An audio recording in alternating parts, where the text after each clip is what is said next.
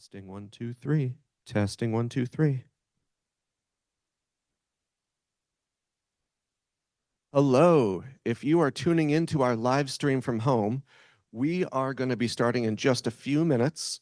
We're having some breakfast and snacks in the other room, and we'll be starting the live stream in maybe 5 or 10 minutes. Thank you for your patience. 1, 2, 3. Testing one, two, three. Hello. If you are tuning into our live stream from home, we are going to be starting in just a few minutes. We're having some breakfast and snacks in the other room, and we'll be starting the live stream in maybe 5 or 10 minutes. Thank you for your patience. 1, 2, 3. Testing one, two, three. Hello. If you are tuning into our live stream from home, we are going to be starting in just a few minutes. We're having some breakfast and snacks in the other room, and we'll be starting the live stream in maybe 5 or 10 minutes. Thank you for your patience. 1, 2, 3. Testing one, two, three. Hello. If you are tuning into our live stream from home, we are going to be starting in just a few minutes. We're having some breakfast and snacks in the other room, and we'll be starting the live stream in maybe 5 or 10 minutes. Thank you for your patience. 1, 2, 3. Testing one, two, three.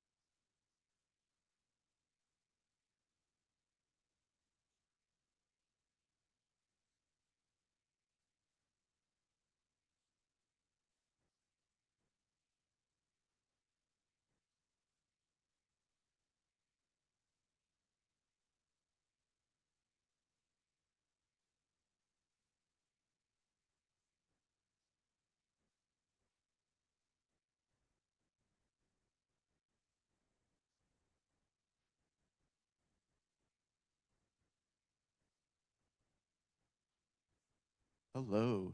Testing this one more time. If you can hear me on the live stream, awesome. Sounds like we're good there. Again, we're just wrapping up breakfast in the other room, and then we're going to get started here maybe around 10 a.m., I'm guessing at this point. So 20 minutes. We'll see you soon.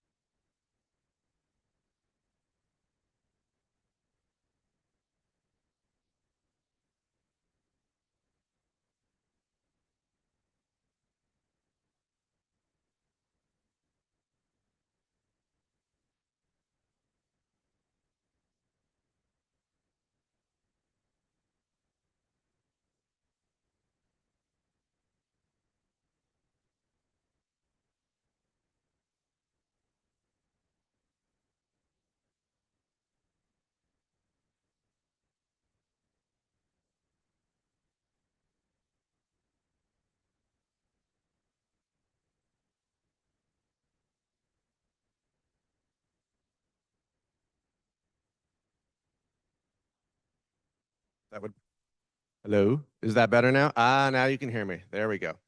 Welcome to the Brilliant Labs Frame Launch Hackathon. Hope you guys got your coffee and your breakfast. There'll be that food and everything else available throughout the day. We're going to have lunch starting at noon. That'll be also out there in that area. But I wanted to get the party started here. My name is Roger Pincombe. I'm helping Brilliant Labs with their developer SDKs, and you'll see me again a little later on. Once you've got the intros, I'll help show you how to build apps on top of the new developer SDKs. But first, a little housekeeping. Just want to let you guys all know the whole space is available. So after we have our early talks here, if you want to spread out and find a nook to work from, there's 1 second here.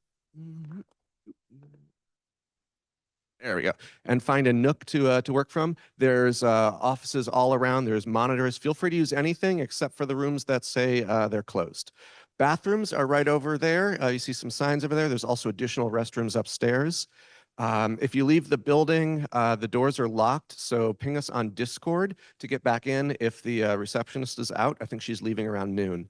On that note, if you haven't joined the Discord Hackathon channel yet, we're going to have logistics information on there. So scan the QR codes around to join the Discord, and then ping Bobak at BOBAK, and he can add you to the Hackathon channel. Now that channel is just for logistics here on site. So if you're tuning in remotely, don't worry about that. Share all of your project information in the projects channel on Discord so everyone can see it and we can collaborate even remotely. On that note, this is all being live streamed, just the presenters up here, not you guys, but we might get you in a little bit if you're up in this area. So if you don't want to be on the internet, just a heads up there. We're also recording all of these talks so you can tune in later. We will post videos online for everyone to see with all the info. And without further ado, I'd love to get started introducing you to Brilliant Labs CEO and the man with the vision behind everything here. Welcome to Bobak. Hey guys, so we'll keep it really short. Thank you so much for coming out. When we built Frame and this company in general, open source was always at the heart of our vision of what the next generation of computing should look and feel like. So you guys being here is very much a crystallization of that intention. And so we really appreciate you coming out on a Saturday, and we're so excited to see what you build. I don't want to kind of blather on for too long because I know you guys are eager to start hacking on this stuff. So I'll just let you know that we've got most of our team here. So you've met Roger. Sam is here, the man behind the camera. Raj, of course, who you'll hear from in a minute, and he'll give you an overview of Frame and Lua and how to get started. And then we've got Zane in the back as well from our team. So any kind of ops issues or other hardware or logistics issues, some of you might even have an order number that you want to throw his way.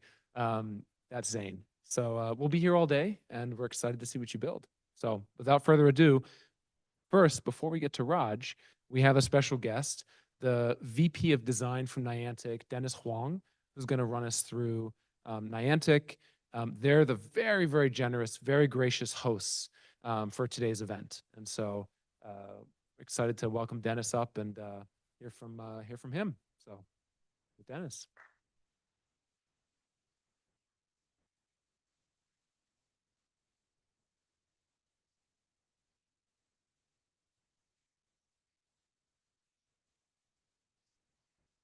Thanks for that warm intro.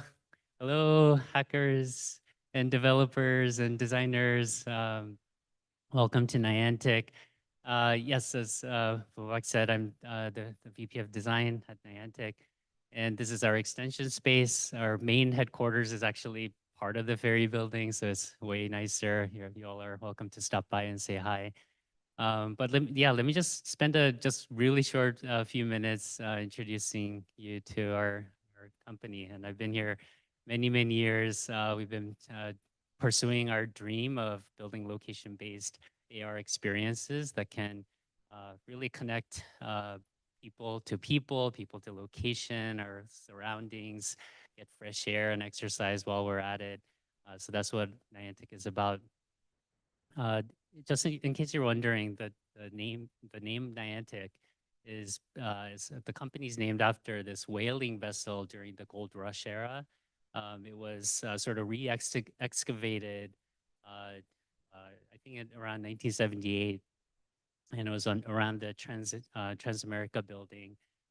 And so why did the company name itself after a whaling vessel? Well, our founder, John Hankey, our founder CEO, he is all about locations and maps. He created Google Earth. He invented Street View, Google Maps. And if you take a moment and look around, there's just like those hidden gems and history and cultural significance, artworks all around us. And Niantic is founded on the ethos that with exercise, social, with connecting us to each other, we can really use technology in a better way. And I think that's where Brilliant Labs and Niantic really share our ethos. I love that Brilliant Labs from the very beginning was all about open source, all about the community, heads up experience. So I think that the hackathon today has a lot of meaning in that way. Let me dial the clock back a little bit, show you what happened when Niantic launched this little app called Pokemon Go. This is the area that we're in right now around the San Francisco Embarcadero area around the ferry building. So imagine a tiny team at Niantic, Niantic when the app launched. This is what we were seeing all around us. Thousands and thousands of people enjoying the beautiful sunny day with each other. And if you actually watch a little closely, you'll notice a few things. People are having to hold their phones, look down, look up, look down, trying to navigate, trying to use the app at the same time. So another plug for what Brilliant Labs and Bobak and team is trying to do. For us, for Niantic, we feel this imperative need to break out of this small screen device. If we can imagine a better way where these people can enjoy the stories and the local surroundings that they care about, I think we're really onto something. Niantic nowadays, after that amazing Pokemon Go launch, we're the leader of location-based experiences. We have lots of other titles that the team has been busy working on. Little known fact though is the very first app that Niantic built was actually for this other, maybe too early for its time, but this device called the Google Glass. So our origin story, we were an incubated team within Google, and the very first app that I helped worked on was actually an app called Field Trip, and it ran on Google Glass. And the idea was very simple. As you walk around, there are lots of cool historic sites, artistic, cultural places of cultural significance. And this app would just highlight very simply, hey, in front of you is where the movie Godfather was filmed, or hey, this artist mural was created by so and so this year. And just having that little bit of a glimmer and insight about the place you're standing at made all the difference in the world. You felt more connected, you cared about the local community, you could share that with friends. And so I think Niantic and Brilliant Labs have that sort of spiritual connection as well. And so again, from that, I think we can together dream of a future where these lightweight, wearable devices, always active, and talk to AI, learn more about each other, learn more about the place, get some exercise, fresh air, beautiful walks down the park with these always-on devices. I'm all for it. So I know you all are here because you're dreaming similar dreams. Let's build something awesome today. It's gonna be fun. So thank you. Welcome to Niantic. Thank you, Brilliant Labs. So over to Raj. Thank you very much. All right, I'm just going to get set up here. Jump in.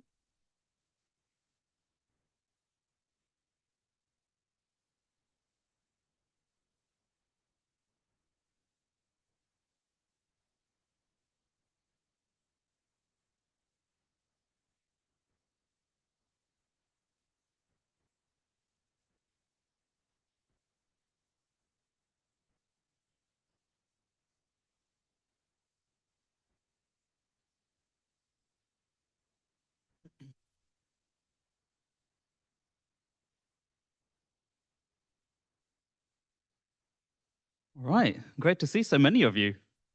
Who here owns a frame? Quite a few hands. Has everyone got a frame somewhere close by that they'll be able to play with? Somewhere on your table? If not, we can start handing some out. It'd be good to get them charging at least. So I'm going to do a quick overview on what Frame is as hardware, and some sort of quick ways to get up and running. So we'll keep it quite open and fluid, based on what kind of things you guys want to make. I'll probably come around a little bit later on and just like talk to you all like a little bit more one-on-one, and we can sort of make it a little bit more collaborative and figure things out as we go. So no real plan. Who here has seen some of our videos on the intro to how Frame works, the hardware? Has anyone seen the video that was released 2 weeks ago, something like that? Few hands? I'm gonna go mostly over exactly the same thing. So yeah, you can follow along on your laptop, just watch. But then we can go over it again later on throughout the day. So I'll start out with just the basics of what Frame is as the hardware, what it can do, what it has inside, and then we'll dive into how to start programming with it.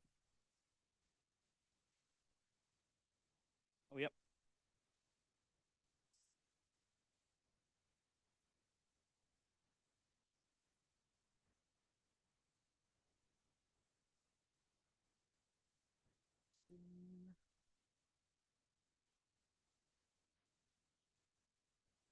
Perfect. So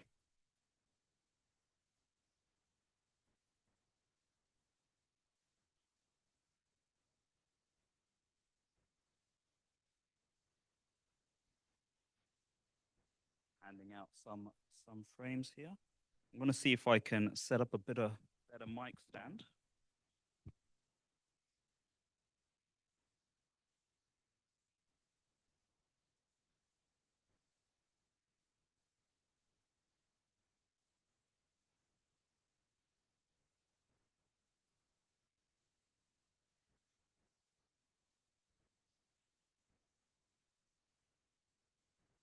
So if anyone has any USB-C cables, there's some USB slots, A and C slots on the little power bricks in the middle of your table. It'd be good if you can start getting some frames on charge. You have extra cables, want to lend to someone next to you. So yeah, get them charging up a little bit. Okay. Yeah, no worries. Yep. So you can start getting frame charged up, and then they should have enough juice by the time we get into tinkering around with them.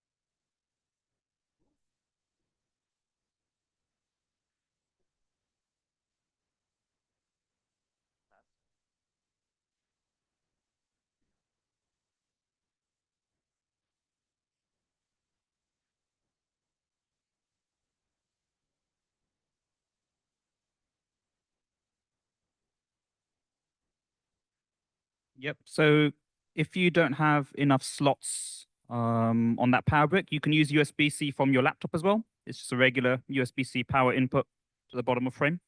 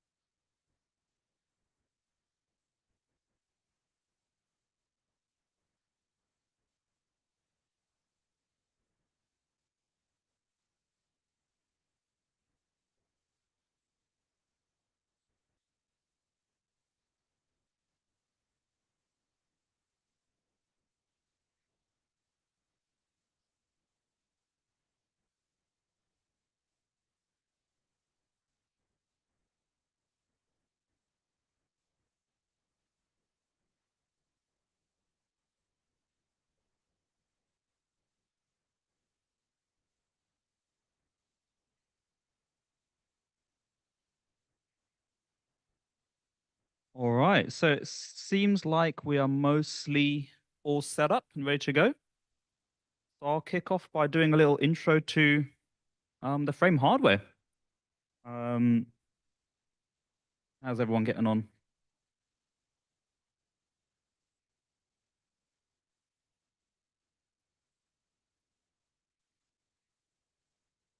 All right. So I can give you a little intro to frame. Frame is quite different from smart glasses that have come before. It doesn't run Android or any of these, big operating systems or anything like that.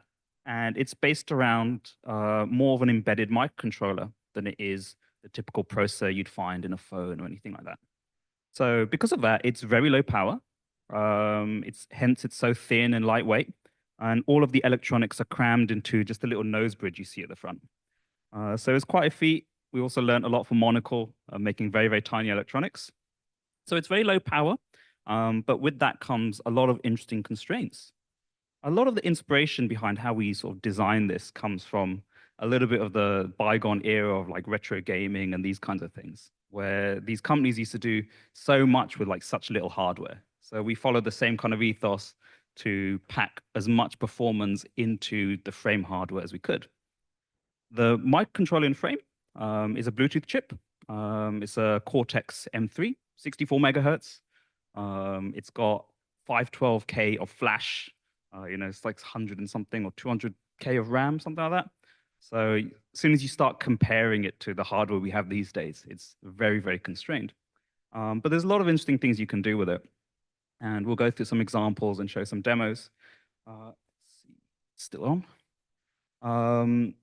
Interesting fact, a lot of the Bluetooth trackers that you see, things that you put on your suitcase, your keys, kind of find air tags and things like that.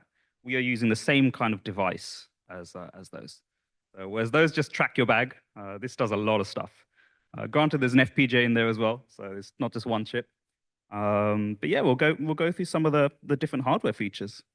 So the probably most exciting thing about Frame is the display, one of the most exciting things. And it's a 640 by 400 VGA micro OLED. It's a color screen. And it's this tiny little OLED that you can see in the top of the right-hand lens. And that goes through this prism that you see here. And it shows up as a sort of floating display. So for anyone who may be watching this online or you haven't tried putting on Frame yet, you see this floating screen in front of you. It's roughly the size of like a large phone or an iPad or something, of arm's length from you. And it's a color screen. You can show text, graphics, all kinds of stuff on there. There's also a 720p camera right in the front, right in the middle of the nose bridge. It's a very tiny, sort of almost like a pinhole camera. There's a microphone. The microphone hole is on the sort of back side of the frame. And there is an IMU. The IMU has an accelerometer and magnetometer built in. It's also able to detect taps, which is one of the primary inputs to Frame. So when you're designing your UX and your interface to your Frame app, tap is a great way of interacting with Frame. You can, of course, use your voice, and you can use head movement as well to sort of track different, maybe if you want to make menus or something like that. So overall, Frame is very simple when it comes to hardware. There's not a huge amount in there, but what's in there is doing quite a lot. And everything works over Bluetooth. So you have a Bluetooth link to some kind of host device, could be your laptop, could be a mobile phone, could be anything. And the idea is that Frame runs a sort of simple app, basically. And your host device is handling the data that comes and goes. So maybe you want to stream camera data or stream audio data. Our Noah app, for example, streams images and audio to the app. It then sends that to OpenAI, and then the responses that come back from OpenAI are printed on the screen. So that's generally how you would make some kind of app. But you can actually put full apps on Frame if you wanted to, in some way. So Frame runs Lua. Lua is a very lightweight scripting language. It's been around for a long time. It's very stable. For those of you who might have used Monocle in the past, on there we use MicroPython. So it's the same sort of idea, comparing those two frameworks. They're not too different from each other in terms of performance and these things. Quite different how they work, but we try to keep things similar because we kept the APIs between Monocle and Frame very closely matched. So I'll show you some examples of how you can write these little Lua apps to work on Frame. So, and then it's really sort of an open road. If you want to make full-blown games and things, you can sort of start building these apps on Frame, putting the whole script on there, or you can have it more dynamic where it's reloading off the mobile phone or your laptop, more of a sort of single line scripting type of thing. So yeah, let's jump into some examples.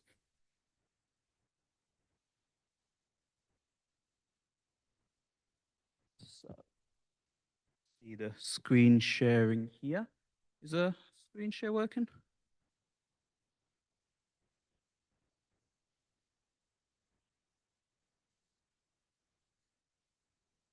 While they're sorting that out, I can sort of describe a little bit more of the sort of Frame hardware. So the two little discs at the back, those are the batteries. And there's two batteries in parallel.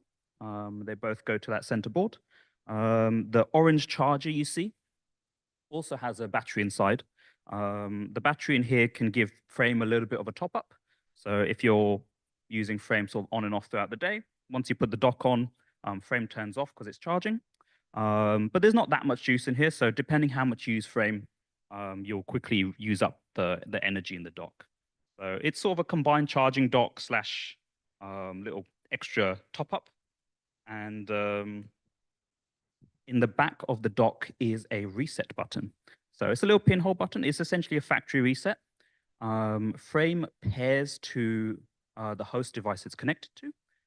So if you move device, if you move from your laptop to your phone, for example, you will have to do a factory reset. What that does is clears the file system. So it deletes any scripts that you might have saved on Frame, and it deletes the bonding. So you need like a little SIM card tool to unpair Frame. So we have a couple. If you guys need help unpairing, you can go around later on and help you guys out. So that's just one thing to know if you're switching between devices. This makes Frame relatively secure such that no one can just take over your Frame and start doing stuff. You make a secure connection first, and then Frame will only accept connections from the device it's paired to. So, still sorting out the screens here. Okay. Okay. Yep. Okay. I'm going to show the screen, actually. Yep.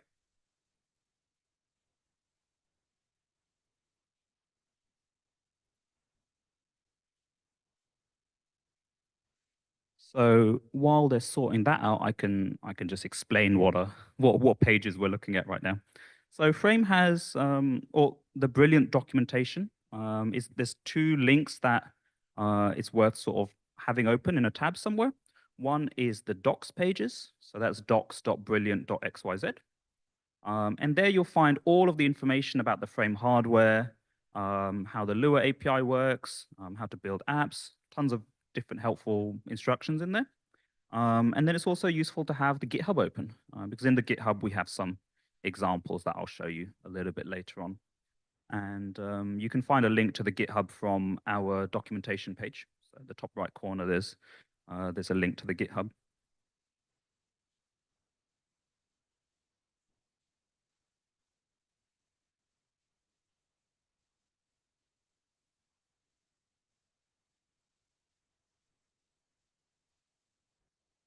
So, oh, something's happening.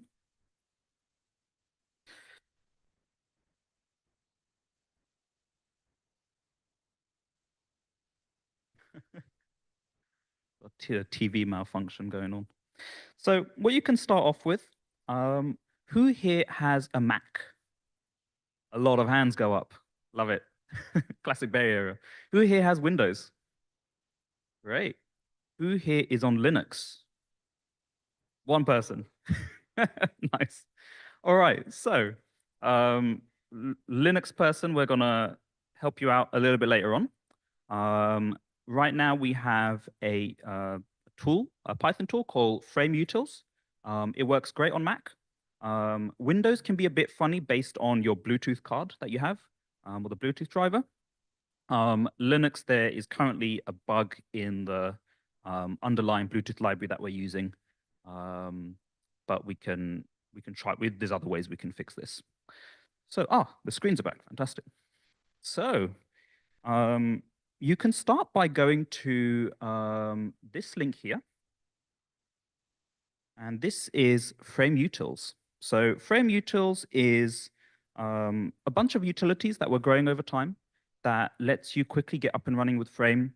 It has a whole bunch of things in there. You can generate images, images. The fonts are generated on Frame using this tool. But there's a Bluetooth library in here that lets you communicate very easily with Frame. So we'll use this for some examples. So I'm just going to open up my VS Code here. All right.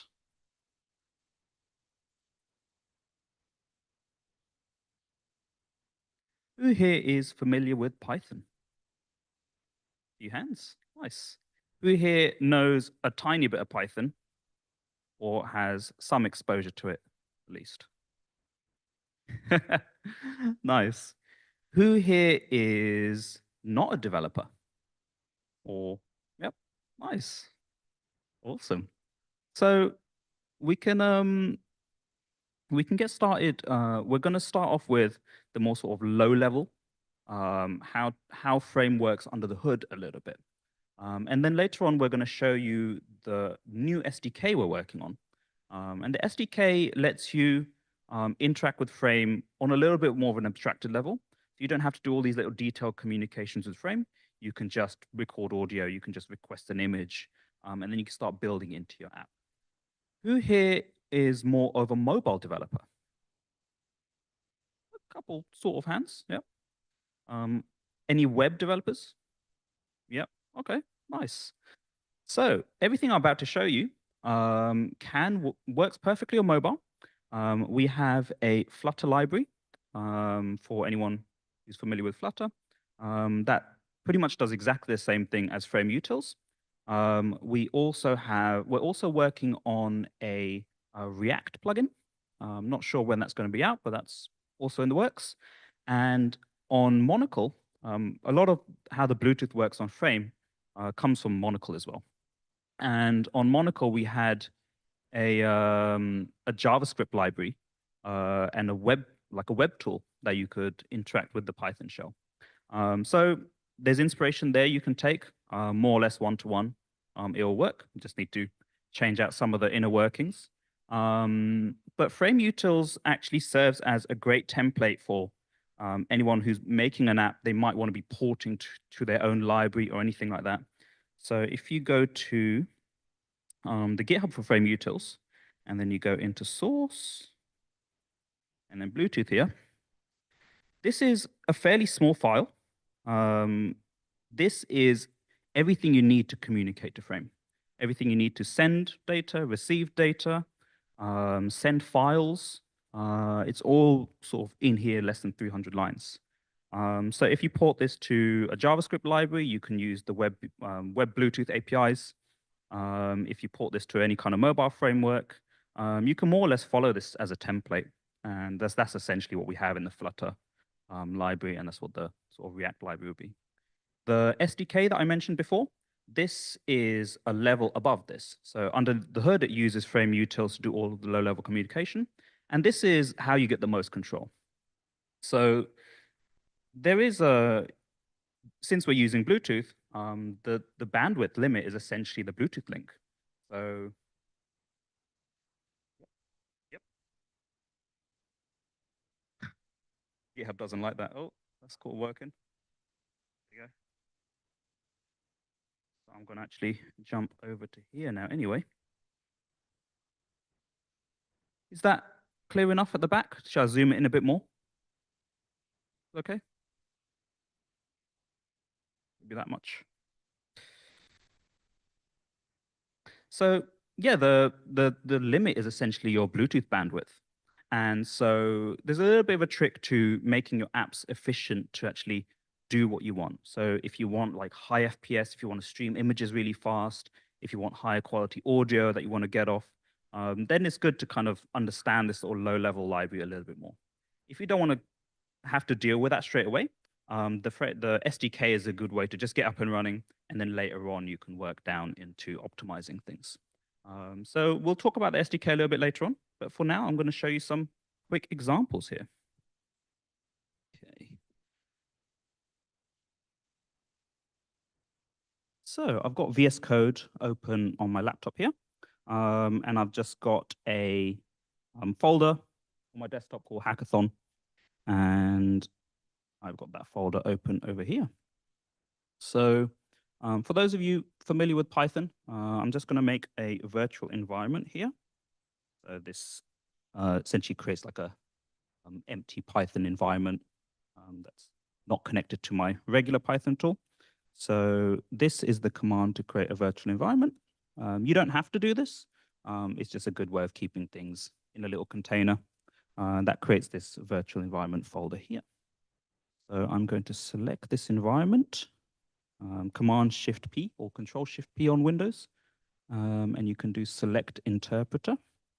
And then, where is it? There it is, virtual environment. Here we go. And if I hit enter here, maybe if I reload window, there we go. You can see that we're now in the virtual environment. So whenever I run anything in Python here, it assumes there's no Python, there's no libraries or anything like that installed at the moment. So I'm going to go over to here, and I'm going to copy this pip install frame utils, and I'm going to paste that in. So this is installing frame utils. This takes a moment. And in the meantime, I'm going to create a new Python file. So save this, call it main.py. All right. So here's my screen there. And let's copy, there is an example on this page. And you can copy paste this, and let's try it out. Okay. So, can you guys read that from the back? Sort of. Good. All right. So, this example sends two Lua commands to Frame. So you might notice that I'm mixing up Lua and Python here. So Frame Utils is a Python library, which is a little bit funny, just because it's so common and people are used to it. But the thing that Frame runs is Lua. And so these strings that you see here, these are Lua strings. So this print hello world is Lua, and then print 1 plus 2 is also Lua. So it's exactly the same Lua as if you'd run it on your desktop. So if I run Lua here, and I do print hello world, this exact same thing is going to run on Frame. As of now, it's actually the same version of Lua as well. So that's the nice thing about Lua, is that it's a very stable language. It's been around for a very long time, so it's got sort of these quirks of being old syntax. And we'll go over some of those a little bit later on. But the nice thing is you can develop apps locally on your desktop, and then when you port them to Frame, you can really expect them to work the same. And it's a very simple language.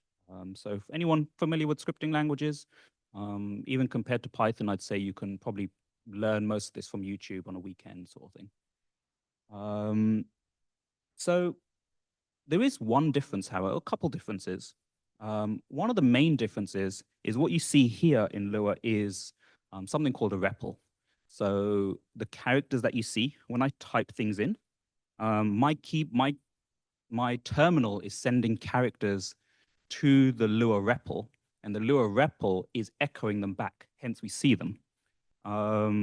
There's certain characters that you don't see. For example, if I press the escape key, the REPL is receiving the escape key, but it doesn't do anything. Same if I do things like Control-C, it kills the terminal. So there's all these little shortcuts that the REPL handles, but they're not handled on Frame. And the reason is when we have such little Bluetooth bandwidth, you want to maximize that for useful information. You don't want to have all this sort of data going to Frame and then the echoes coming back, because that's wasting a lot of Bluetooth bandwidth. So Frame only echoes stuff that you explicitly tell it to echo. So if I go back into Lua again, if I do this example, print 1 plus 2, in the regular Lua REPL, you can just do 1 plus 2, and it prints 3. If you did that on Frame, you'd get an error, because you haven't told it to return that. And what the Lua REPL is doing under the hood is whenever you type things like 1 plus 2, it itself wraps it in a print. Basically, it puts in a return function. So there's a little slight difference there. So every time you want to actually have Frame print something back on the terminal, you'll have to wrap it in a print. So let me kill this again. And let's run this example, and I'll show you what's happening. So it's going to connect to my Frame dev kit that's on the table here. So when I hit run, Frame utils will want to pair. I can hit connect here.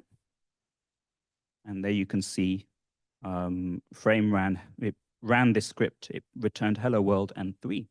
So this Lua ran completely on Frame. So this full Lua virtual machine essentially runs on Frame itself. And it can run itself as well. You can put Lua files on here and it will just run those. So let me take you through each of these lines and what they're doing. So this first line here sets up a Bluetooth object. It's the Frame Bluetooth object. And then we call connect on that object. Then we can split this up a little bit to make it a bit simpler. So I'm going to pull this one out. I'm going to do result equals this. And then I'll print the result. And let's comment out that one for now. And then once I'm done, I'm disconnecting. So this is an async function. So we need to, because this sends to Frame, it runs on Frame and then something comes back. We need to tell Python that, hey, wait for this to finish. So that's what this await does. And to have this work, we need to wrap into an async function. So that's why that's there. Otherwise, you can see we get these errors. And then you have to run the main like this. You can do async io.run main. There's a lot of other Python things going on here that you can actually build on top of. You can have multiple of these running at the same time, all kinds of stuff. But just to keep this example simple, we're pretty much going to just follow this template today. So here, we're sending this Lua string, print hello world, to Frame.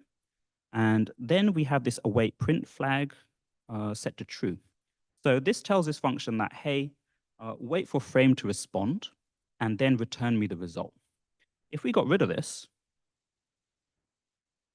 it would run this on frame, but it wouldn't wait for the result. It would just move on. So that would be the equivalent of not having the await there. So you may want to do that if you want to store variables on frame, if you want frame to do something, but you don't necessarily care about anything being returned. You can just do that. You don't need to have that await print. And you also don't need to await it because it will just do it. It's good to await anyway, because if you don't await them and you have multiple send luas, it can send faster than the Bluetooth can actually send them. So it's good to have that anyway. So internally, it will be faster anyway. So I'm going to put that back over there. So this is the same thing. So I'm going to print hello world. It connects to frame. Oh, device needs to be repaired. Connecting to a different frame. So you're gonna notice this actually.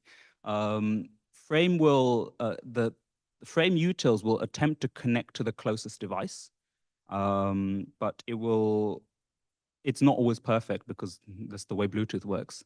So when you're running frame utils and you're actually running it on your device, try to have your device really close. Otherwise, you might end up connecting to someone else's frame, and then you're paired to someone else's frame, and you'll be driving each other mad.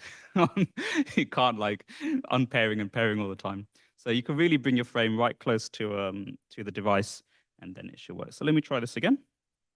Oops. Yep. Should work now. Might need to unpair or something.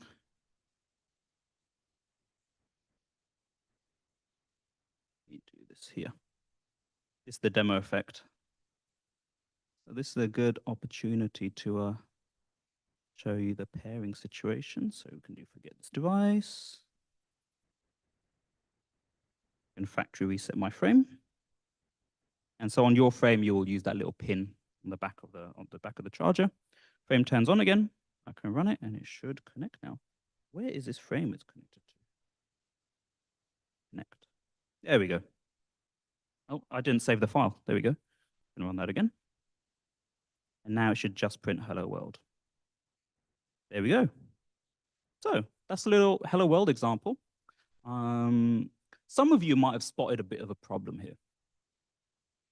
What happens when your apps start getting really big? Are you really going to send like these one-line Lua strings to frame? So there's another interesting limitation here, and this is also around the Bluetooth, is that there's only so much data you can send in one go over Bluetooth. That's called the MTU size. And this value is set between the host device and frame. So it could be anywhere between 20 bytes and 240 something. That's what we've set as like the max. But you don't know what that is until the connection's done. The host negotiates that based on power, power requirements and all this kind of stuff. So at some point, if you keep making these Lua strings bigger and bigger and bigger, you won't be able to send that. So it's good to start sending files instead. So we'll get to that a little bit later on. But there's quite a bit we can do with just this send Lua function. So we'll stick to this for a little while, but we'll just keep in mind that all of this can be turned into a file, and we'll send the file later on. So let's load up another example. Here we're going to turn these examples into a little bit better documentation at some point. But if you go into the GitHub and you go to the Frame code base, this is the complete firmware project for Frame. And in here, we have a folder called tests. And these tests pretty much test the entire Lua API. So this is the test that we use when we're actually releasing a firmware. We make sure all of these work. But it's a really good template for you to build your own apps, because you can see how each of the functions work. Oh, we've lost the screens again.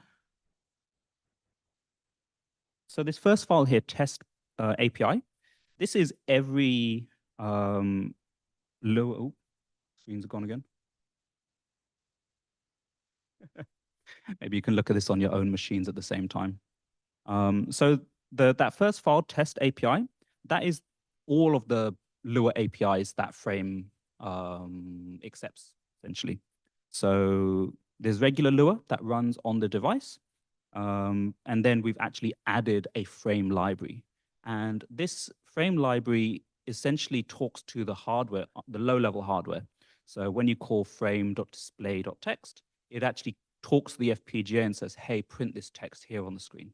So in some ways, when usually you think of scripting languages as being quite slow, all of the things that need to be fast are hardware accelerated anyway. And the Lua is just a wrapper around a C function or an FPGA function that actually does the work. So you don't need to worry too much about the performance that Lua brings, or like the lack of performance, because anything that needs to be particularly fast, we optimize those under the hood anyway. And this is continuously improving. The API is always evolving. We're trying not to change them too much, but we're definitely adding to them.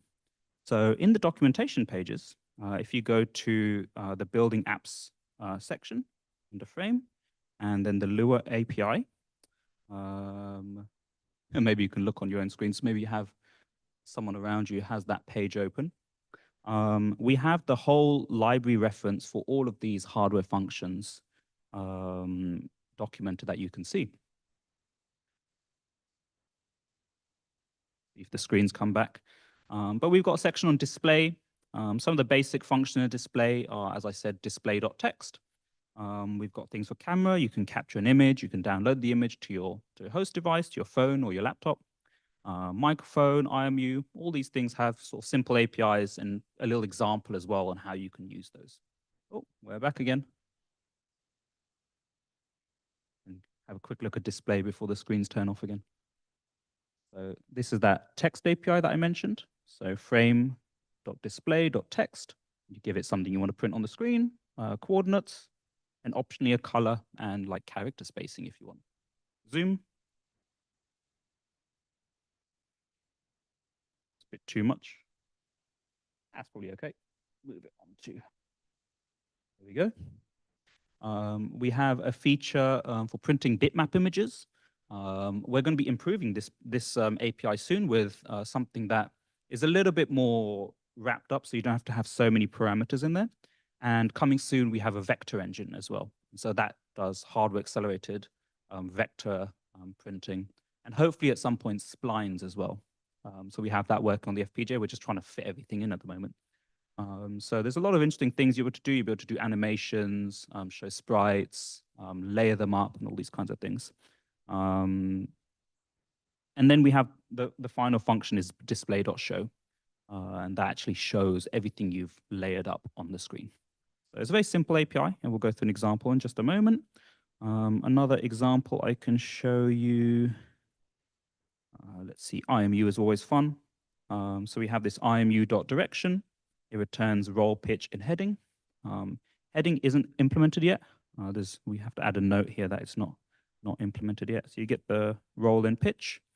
You can also get the raw values, the raw accelerometer and compass values, if you just want like the number. And you can also assign something to happen on the tap. So we'll see that example in a little bit as well. So this is a good page to just have open. You can just search for the same API that's in here. So this is an extra library that we've added into Lua. So everything that you do on Frame, you'll probably be using these libraries a lot. And then the other thing I mentioned that's slightly different with Lua on Frame than it is on your regular desktop, for example, is the standard libraries. So we have all the standard libraries except for the I/O and system libraries. Because Frame isn't like a POSIX, Unix type of system, those didn't make sense. We've actually got our own I/O library for file handling, and that is also documented in here. Let's see. That is this file system. So that's the equivalent of the I/O library.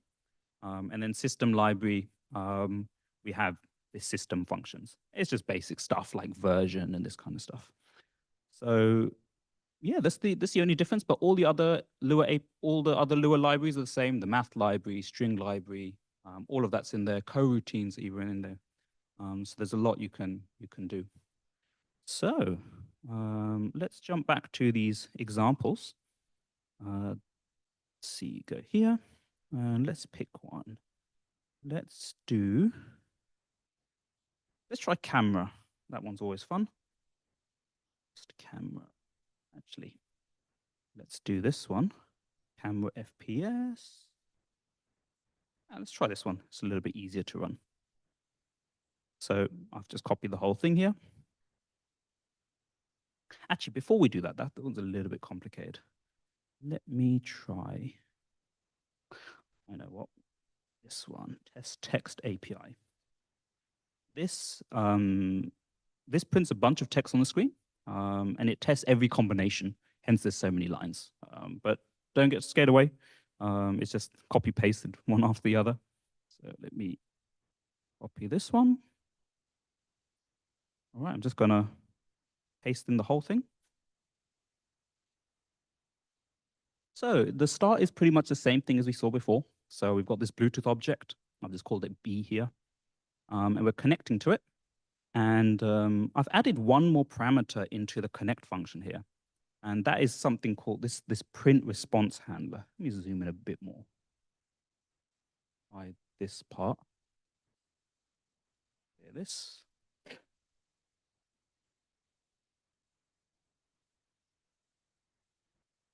Do that. So the frame has this one serial pipe over Bluetooth. So you can send data, and there's another pipe to receive data. And when you're sending Lua and you're printing things from Lua, that's just the string. So you send strings and you receive strings. So anything that comes back, what we saw before, we had the print wrapped over here before the await, and we had the await print set to true.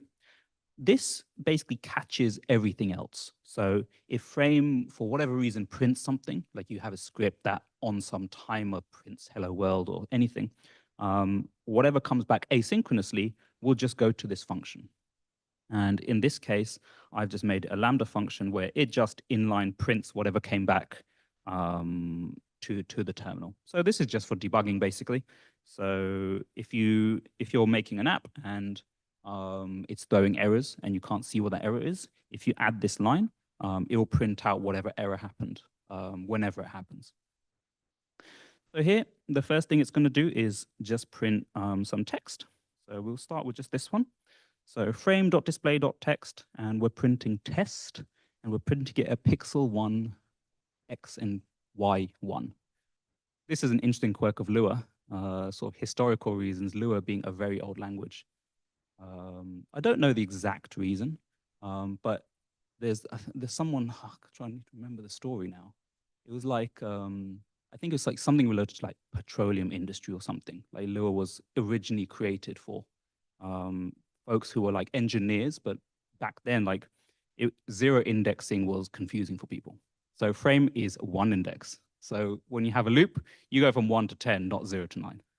And that can really throw you off. It's a bit of a weird quirk stuck around in history. If anyone's used MATLAB, same thing. And it's a bit of a weird quirk, but you sort of get used to it. So if I did test 0, 0, it would say an error. It says it has to be between 1 and 640, for example. So here I'm printing test at pixel 1, 1. And these other lines are just printing test in the other corners. So this prints it in the top left. This is top right, bottom left, bottom right. And I've just made these numbers so that the text exactly fits in the box. So that's just part of the test. So it prints, we set these 4 test messages in each corner, and then we do show. And then we're sleeping for 2 seconds. So what I'm going to do here, I'm going to just exit this script here. So I'm going to do sys.exit.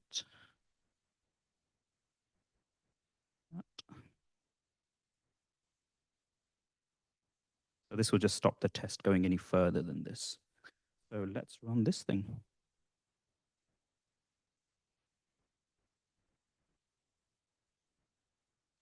All right. Let's see if frame connects to the right one.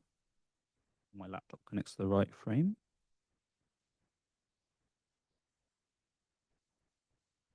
So that ran, and you can see nothing returned back on the terminal because we didn't ask to print anything.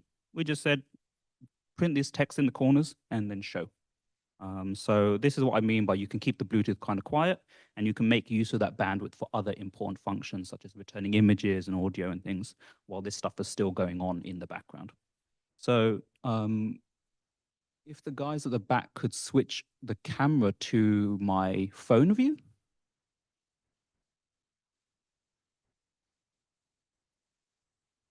I wonder if there's a way to like split screen. Can you split screen?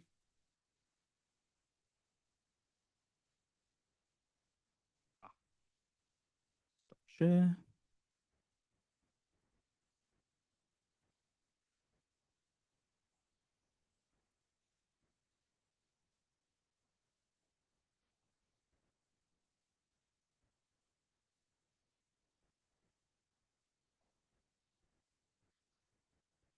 No, it's from my phone. You see me on the Zoom on the phone? Oh, you need to undisable my phone to share. Got a bit of a janky setup here.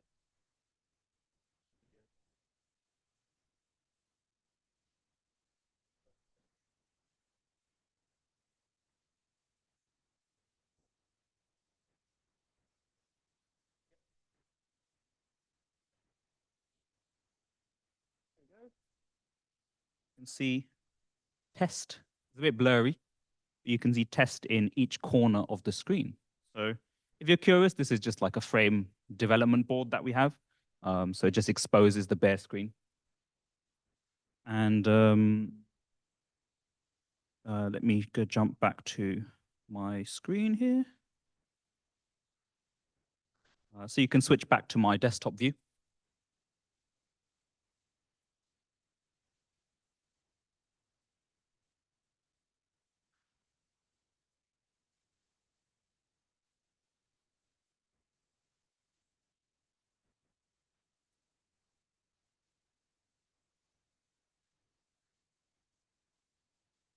Yep. So we can have a look at this next test. I'm just going to hold the mic. I think bending over is doing my back in.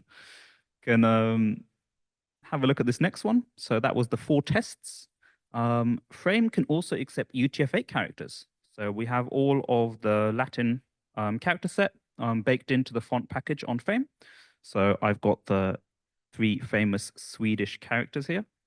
Fun fact, I live in Stockholm. We're all over the world as a team. So here we are printing these 3 characters.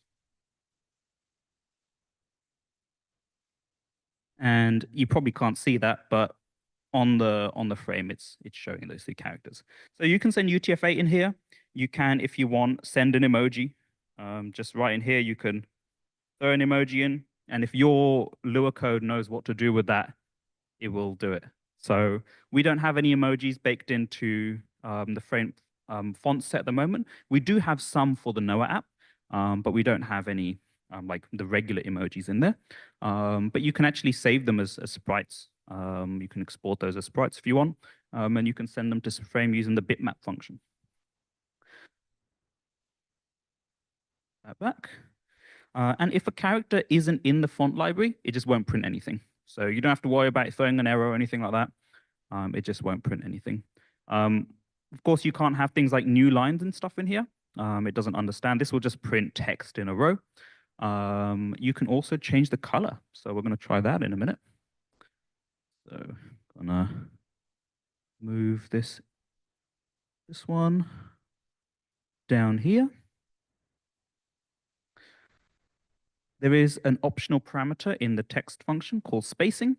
This just changes the character spacing. So if I run this now, it's going to do the first 3. So it shows the test in the corners and then those 3 characters. And now it shows you can switch back to a Roger, you can switch back to the other screen.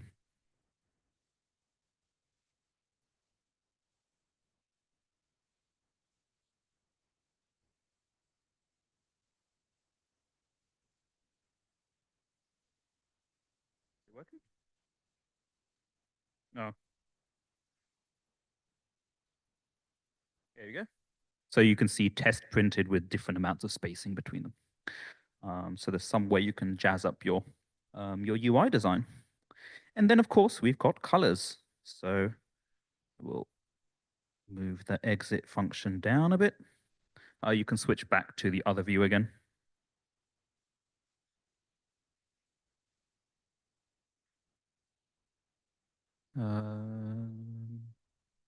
Switch back to my screen share. Yep, no worries. Perfect. So the colors here are name parameters. So it is, so I'm printing the word white, and then the color is this optional parameter, and then gray, and then the color value gray, red, etc. So each of them, I'm just printing them one by one in 2 columns. So first thing I can tell you about is what's going on here. So if you're not familiar with Lua, this is something called a table. And table is essentially, it's a bit like a, I guess close thing would be like a Python dictionary. But you can have a sort of key and a value. So here the key is color, and the value is white as a string. Lua is nice that there's not that many types. So this table type is like what you'd use for arrays. It covers a lot of things. So that's what these curly braces are. It says this is a table, and inside there's this this color key, and set it to white. Just the same up here, the spacing is one of these keys as well. So this makes it a sort of optional thing.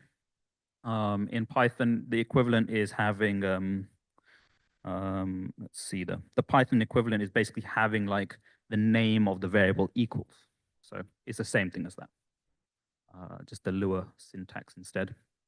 So there's 16 colors, and these colors are hard-coded by default, but you can override them.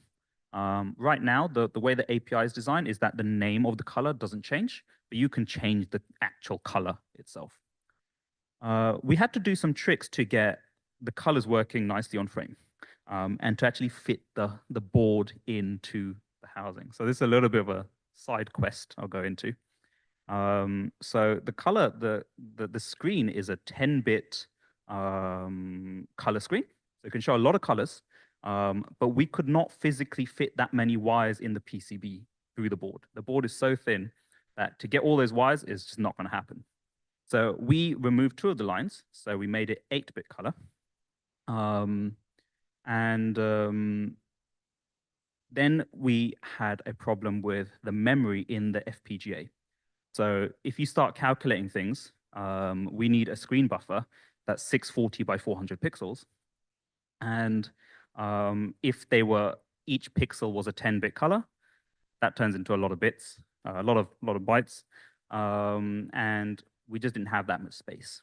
So what we could fit were 640 by 400 and 4-bit color. So what those 4 bits are, they're actually indexes to each of these. So there's 16 possible colors you can have, but what those colors can be are then later down the chain in the FPGA, they are then turned into the 8-bit value that goes out. So you can set those colors to any 8-bit color, but there is only 16 of them you can actually assign. And so 640 by 400 divided by 2, because each pixel takes half a byte, and 2 of those, because we have 2 frame buffers, that is the majority of the RAM that is used in frame. We also have 1 more block in a similar way, that is the actual camera buffer. So it's the same thing in the other direction. So this is one of the quirks, and sort of a little bit of the inspiration about how we designed this. This is a trick that old video game consoles used to use. So they'd have these sprite sheets, and then they'd have like a separate color palette. And when you would actually print the sprite, it would look up the indexes in those sprites to the color palette and then print the real colors. That gave some really nice tricks, because you could have multiple sprites of different colors, but the actual asset data is the same. Or you just change the palettes for that. So the common, or the famous example is the mushrooms in Super Mario. So the red and green, it's the same sprite, it's just a different color palette. And so the same thing you can do on frame. So you can have these assets that are one color, and then you're just assigning it a different color. And this is exactly what's happening under the hood with the text. Each character is just a sprite, and it's just a 2-bit sprite actually. So it's a on pixel or off pixel, and this color palette just offsets the palette, so it's using a certain color instead of the regular color. So that's all that's doing. So here we're just writing 2 columns of these different colors, just printing them in their different locations. So you can see I've manually just put their positions. And then I do display.show at the end. So it's all 16 colors. My Python has just saved these on multiple lines, but it's just like this essentially. So they're all the same, like that. And let me run this. So you can switch the screen back to my camera.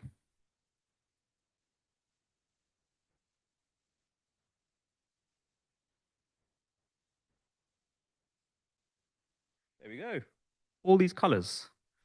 So we have named these colors based on what we thought was nice, sensible names. But as I said, you can override each of these. And there is a function that lets you set you can either set the RGB values, and it's just a regular RGB hex value. But the actual screen works in YCBCR, which is like an old format that was used commonly like in television. But it actually gives like it's a little bit close to what our eyes perceive as color. So you can use that as well. So under the hood, it gets converted. But if you don't want to go into that detail, you can just use the RGB. But if you're really like got eye for design, you want to get exactly the right color, you want to use that YCBRC value, and you make sure you check the docs so you can understand how the actual bits of those colors are separated. If you choose, as I said, it's 8-bit, so it's 255 maximum colors essentially. So if you choose an RGB value that's too close to another color, it just gets rounded off to that. So if you end up changing like the RGB value just like a couple digits, you probably won't see any difference because it's just rounding it off. So there's a little bit of a trick there to get these sort of colors exactly how you want. But I can show you a little bit later on. For anyone who's interested, I can come one-on-one. I can show you how we can actually see all the colors. What they would look like. I have a script that shows you how to do that. Cool. So that is all the basics of printing text on the screen. There's not that much more to it. So you have the text value itself, position, color, spacing.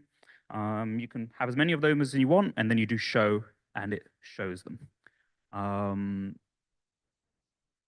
Let's see. Let's jump to another example.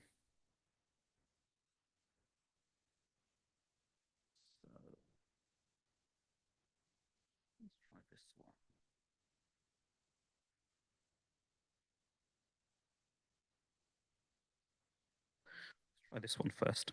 This one's interesting. This is testing the IMU. You zoom in again. Actually, I'm just going to copy this one. So this file is called test IMU direction. So I'm going to delete everything and paste this in.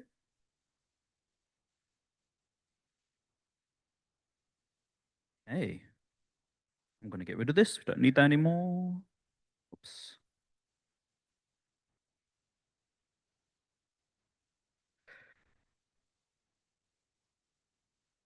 And I'm going to clean this up a little bit. Whoop.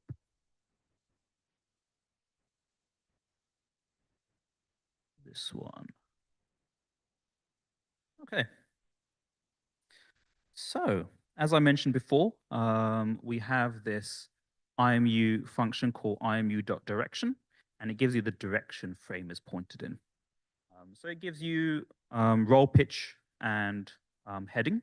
It doesn't have yaw because there's no gyro in there, so it's a compass. But the heading isn't implemented yet. So we've got the roll and pitch, and roll is essentially which way your head is tilted this way, and pitch is forward and backwards. So if you look down, the pitch value goes down. If you look up, pitch value goes up. and it's just in degrees. So let's run this one. So what this will do, it's going to, it does this continuously.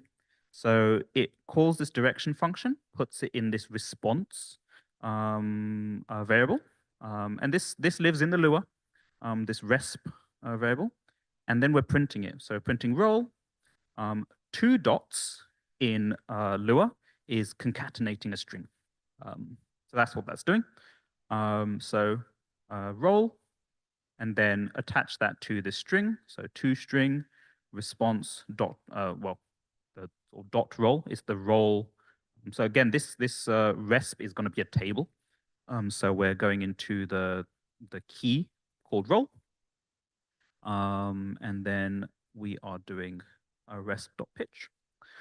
If you did the raw function where you just want like the plain XYZ, then you could instead of doing direction, you can do raw, and then it's accelerometer, and then after this you'd have another square brackets, and then you'd put X, Y, or Z. So it's just it's like a double array, essentially, 2D array. And so it's just going to print this every 100 milliseconds. So let me run this.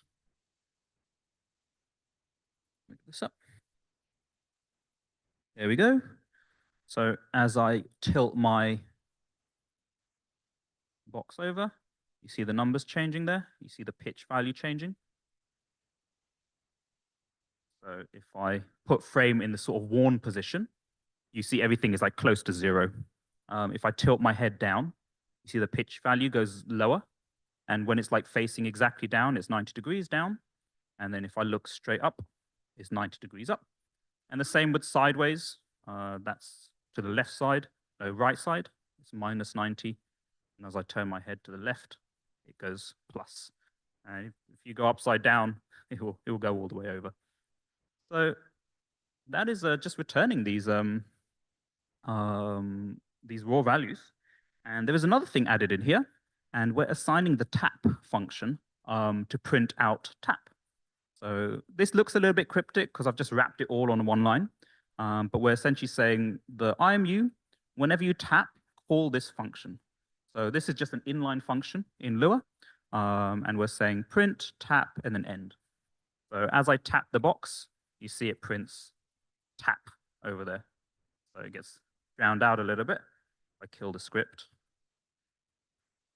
See these little tap prints that are coming out. So you can assign this to do whatever you like in your UI. Tap can run any kind of function you want. So you can actually build a proper function out and do some action. Or you can just use the raw values if you like. All right, so the last thing I will show you is how to upload a file. And then you should pretty much have everything you need to know to just get started. And then I think it's probably easier if I go around and we can actually talk about different ideas and things like that. And then in a little while, we'll jump over to talk about the SDK. So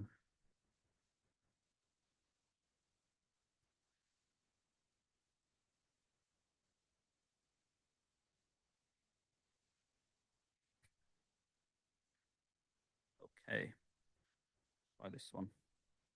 So this tests the FPS rate of the camera.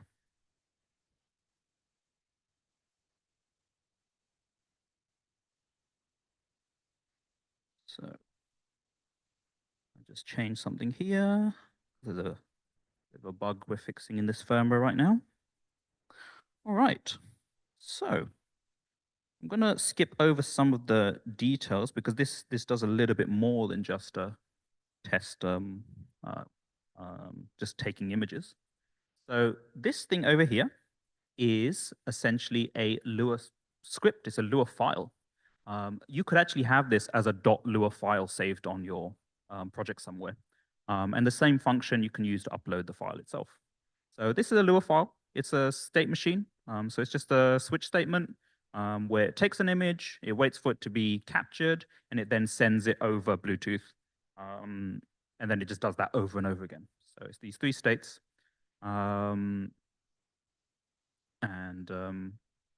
This bit does this handles the auto exposure frame.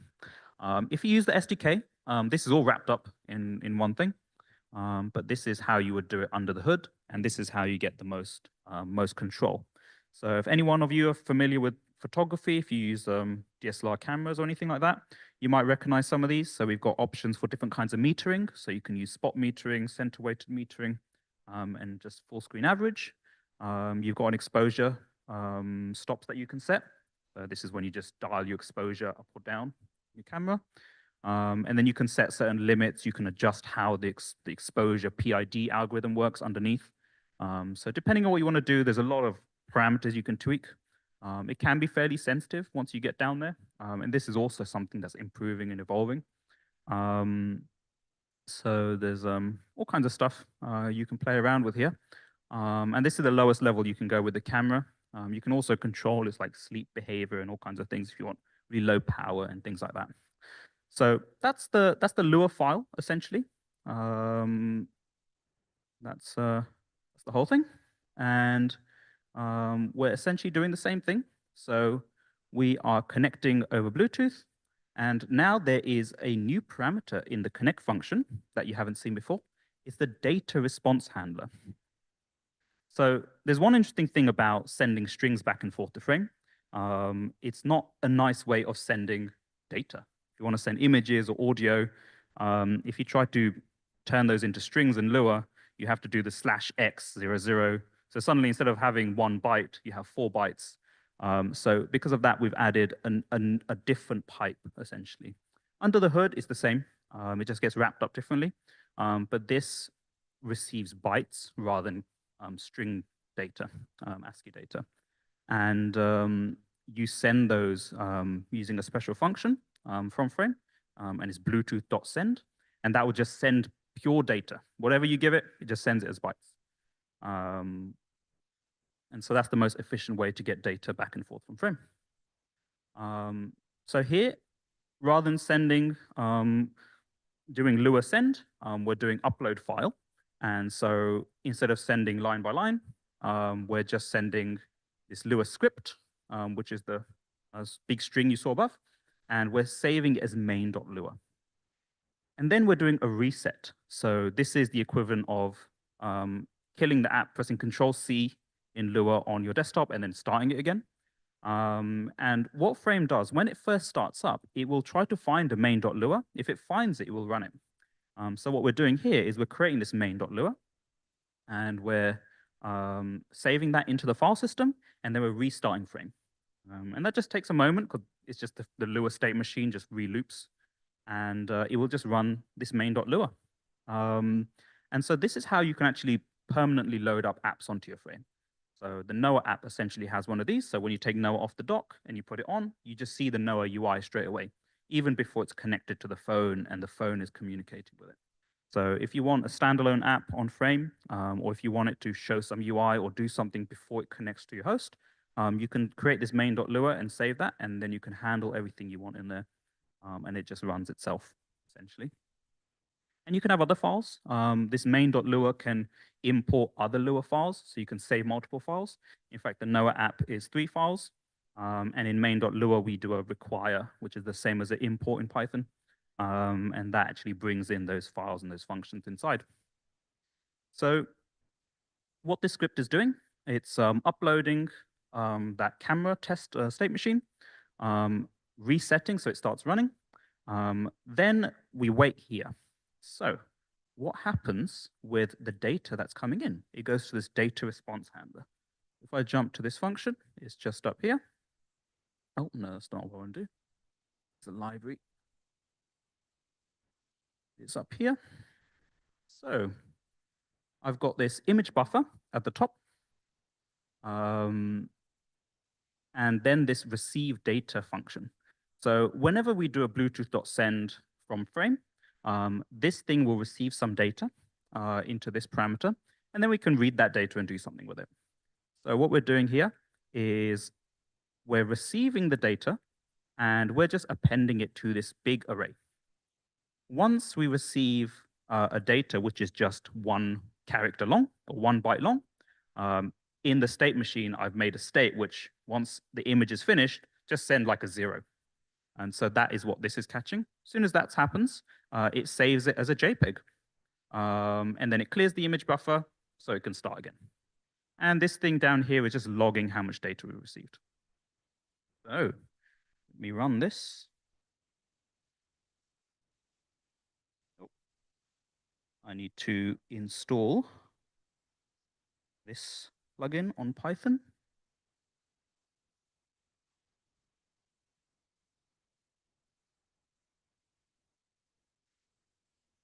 Okay, so AIO console is just this is a key press handler. So I have over here, I just wait for the user to press enter, then I exit the script.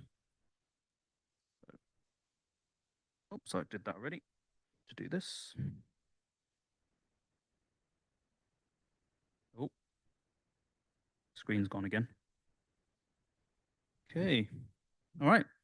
You can see that we're receiving the string, also this data. So you can see the bytes staying here. And if I point the camera to you guys, oops, what do I do? Bump this.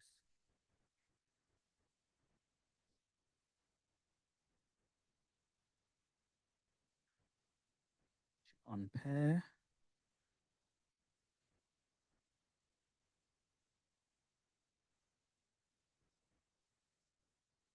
Okay.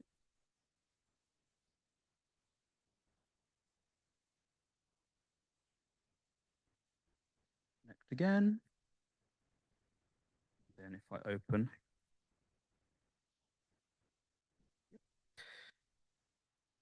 here we have an image. There you go. So that is receiving from frame. If I put my hand in the middle, see my hand, there it is. So these are essentially taking these JPEG images. What's the right orientation? I think it's this.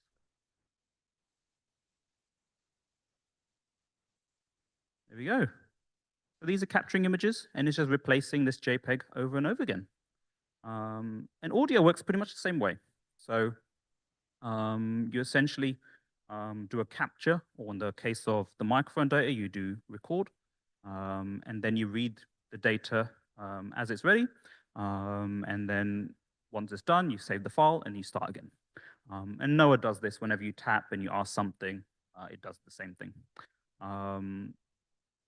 Yeah. So we're working on improving several things about the camera. So there's a few things you can keep an eye on. You can see here that the image is fairly overexposed. So we're working on actually improving our exposure algorithm. We're also improving on planning to improve the FPS. So there's a few other tricks you can do to improve the FPS. And then there's going to be things like white balance and various other features coming later on. As I mentioned, you can change like the metering modes and this kind of stuff. And you can write into your Lua script if you want to make some of these functions automatic. And we're also going to be adding cropping functions.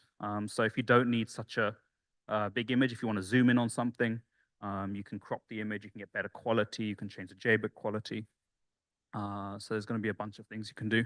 An interesting fact, the sensor in frame is in portrait view. So normally the sensor is a rectangle and it's this way, but we put it long ways. So when you're wearing frame, you can actually pan the sensor, the input of the image. It comes as a square, but you can pan it down and you can pan it up. You can do that in real time. So you can, for example, attach the IMU. When the user tilts their head down, you can pan the camera down so it can maybe read like a menu or book that they're reading. And when you look up, you can move the camera back up so it can see straight ahead. So there's a lot of interesting tricks you can do. And we're evolving the API. But yeah, that's more or less what I have to show in terms of the low level of how Frame works. So just to summarize, we have these different APIs for different hardware. These hardware features, we have display, camera, microphone, IMU. There's a few extra library functions for saving files, some system functions, some timing functions. And you can see all of those in the tests, and we're also building examples on these. If you want to go one level above this and just abstract away a lot of this detail, We'll talk about the SDK a little bit later on, maybe after lunch. And essentially, the communication with Frame is over Bluetooth. And you have these two different types of pipes, essentially. One for sending string data back and forth, and one for sending raw data back and forth. And yeah, we can dive into some sort of real examples based on what kind of apps you guys want to build. So yeah, maybe we can have a little break. You guys can already start tinkering away with stuff. I'll come Yeah. around, start chatting to you guys, and then a little bit later on, I think we'll have lunch around 12 or something. Yeah, I'm gonna just guide everyone through this. If you can stop sharing, and then I'll put up a QR code, and then we'll guide everyone through connecting. 1 second. Uh,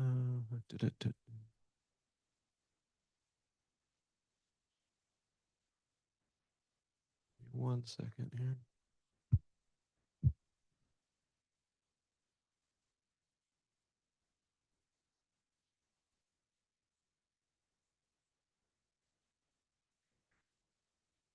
Hey, so thank you, Raj, for guiding us through all of that. I know that was a lot, and you guys are probably have questions. I know there have been some issues connecting. We have a lot of people here in the same room, so it keeps connecting the wrong frames. We're also looking, we have a few, not enough, but a few of the little reset pins and chargers. So we're going to take some time now to let everyone connect. Out in the food area, we've got the reset pins. Basically, when you're pairing it to your phone or your laptop, it works a lot better if you're not near everyone else who's trying to do the same thing. We have a lot of space here, so feel free to spread out, find a conference room, do it yourself in there. If you need help, Raj right here, Sam and Babak, who I believe are out in the food area right now, can help you out.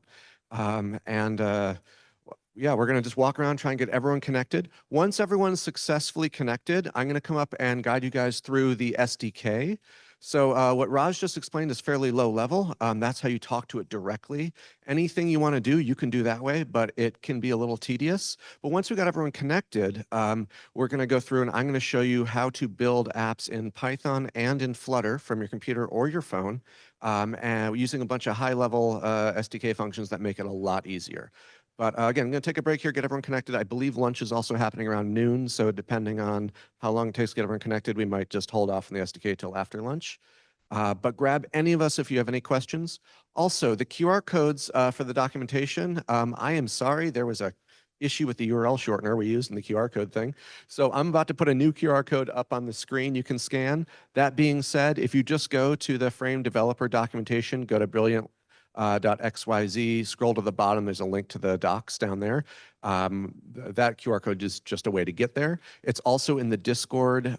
We've linked to the docs in there as well. So it's just the standard Frame building apps docs. And then the SDK links on those QR codes are linked to out of there as well. So yeah, grab us if you have any questions. We'll see you back here shortly.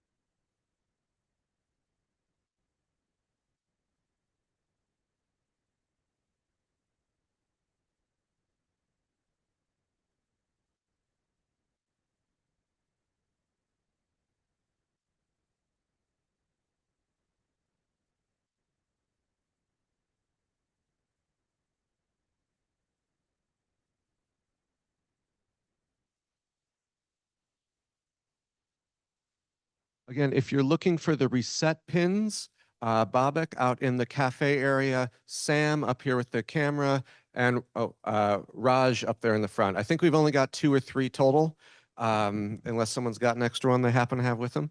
So it might take a little bit of time, but we'll get you sorted out. We got time.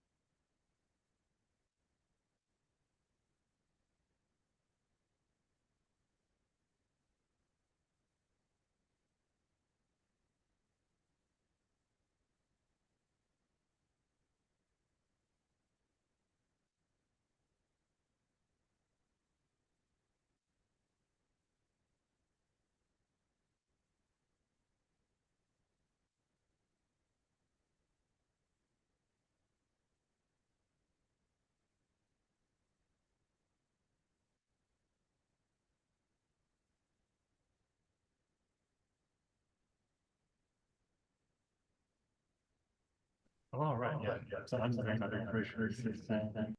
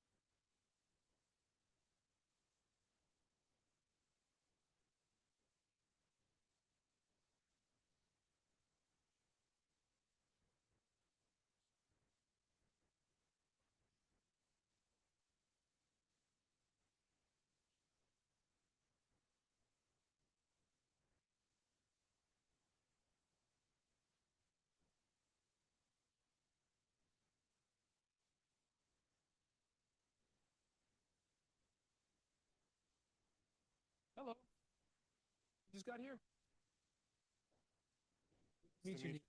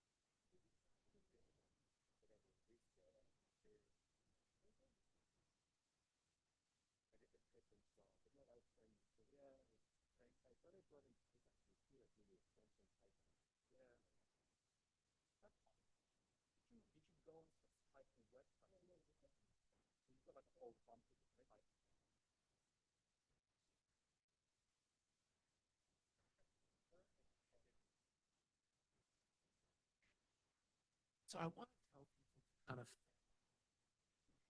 it seems like when people are here, there's so many, and if it connects, it doesn't connect reliably. So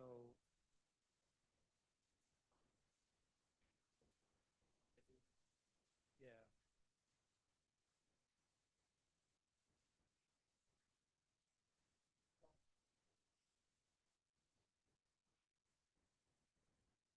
Hey everyone. How many, with a raise of hands, how many are having pairing issues currently? Yeah, quite a few. My suggestion is that everyone fans out as much as possible because I think there seems to be something going on when we kind of concentrate. There's like crosstalk or something and it doesn't pair reliably, if at all. So my suggestion, go upstairs, down here, there's rooms. Of course, there's the conference rooms, the coffee area, but just try to fan out, pretend like we're back in COVID, and get a bit of social distancing going and just see if that helps.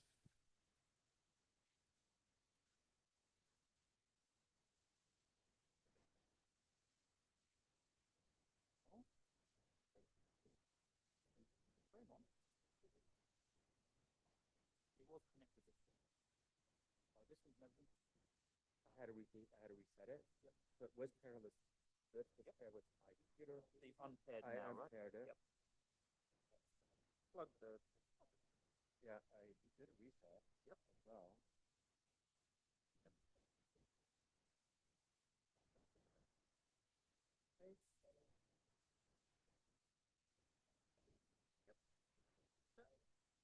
Now, this.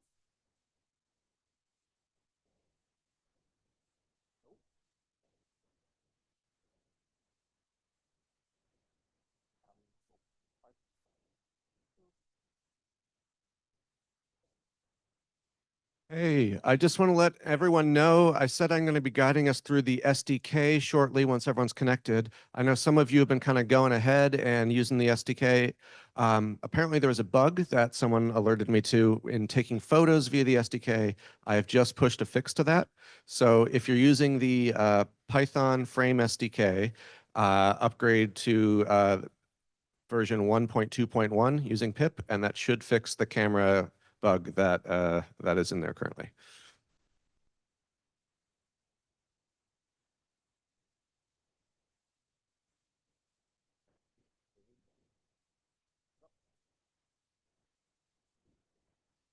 Ah, okay.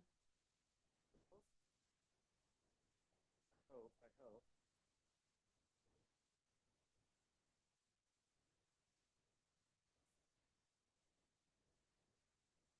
Yeah, the pip installed recently. I don't need to do that again.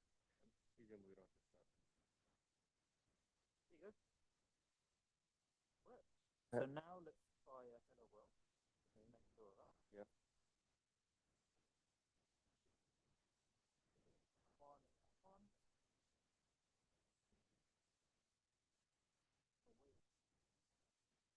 wait. Send file. Just how to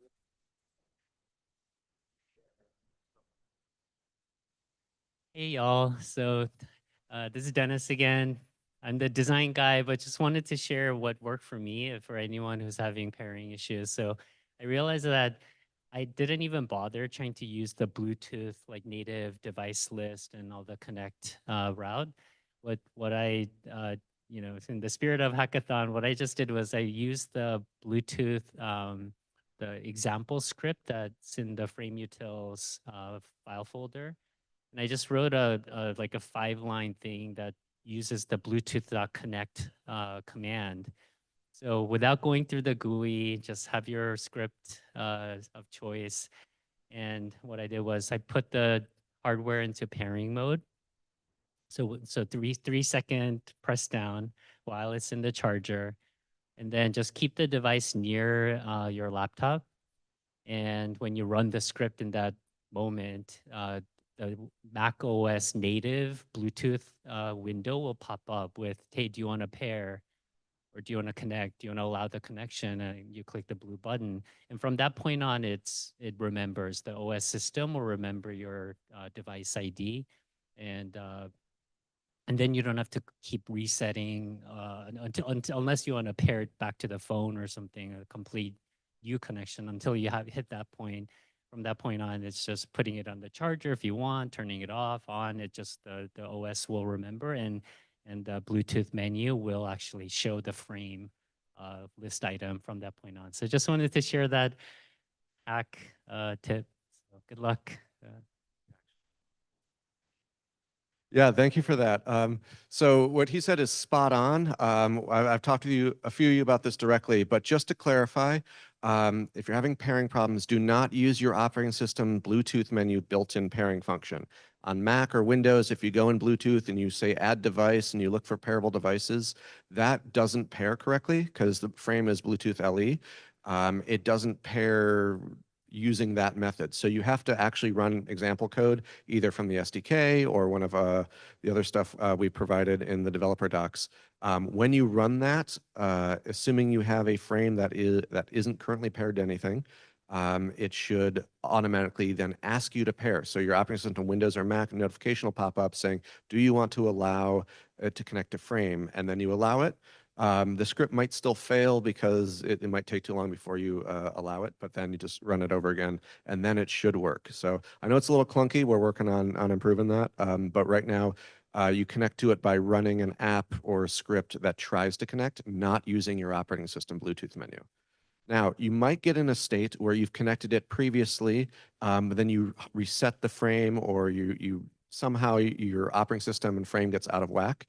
So if at some point you reset the frame, but your operating system still remembers that it has connected to that frame in the past, it might not work correctly. It'll give you a cryptic error about encryption or something. So in that case, go on your computer in your Bluetooth settings, look in your device list, and find any frames that are listed there, unpair from all of them so that you have no paired frames. Then put the nose piece back on the frame, hold the reset pin until you've reset it. The way to know if you've reset it is every time you put the nose piece on, the screen turns off. But when you hold the reset pin, the screen will turn back on, the frame logo will pop up, even though the nose piece is on. If you don't see that, then you're not successfully resetting it. So you might need to plug power into the nose piece. The nose piece has a tiny battery inside, but if it's been drained, then you won't be able to reset using it unless you plug into power. So those are some troubleshooting steps.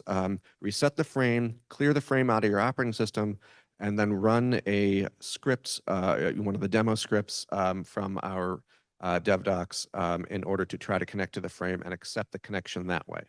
So if anyone's still having trouble, if you run through all that, let me know. If that was too complicated, you want me to walk you through it, that also works. We'll get you all connected soon.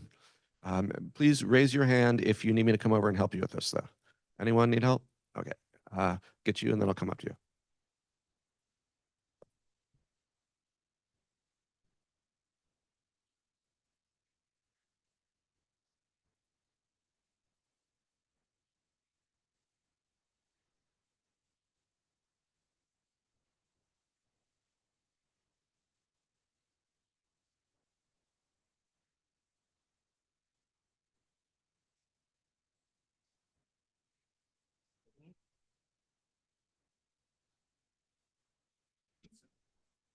That jump from the.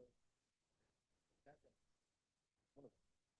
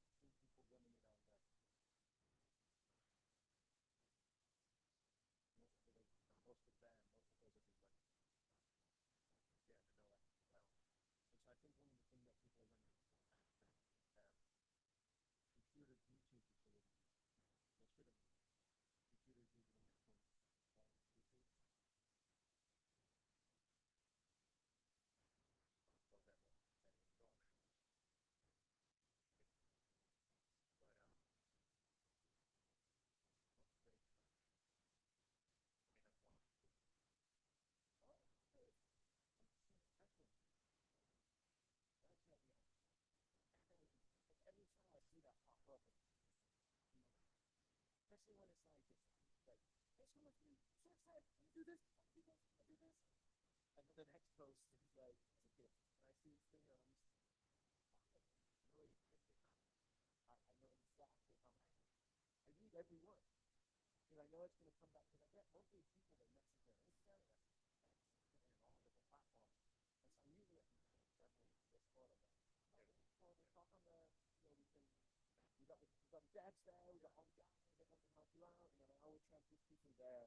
Yeah, if I can answer these, but still, yeah, it's definitely. And I think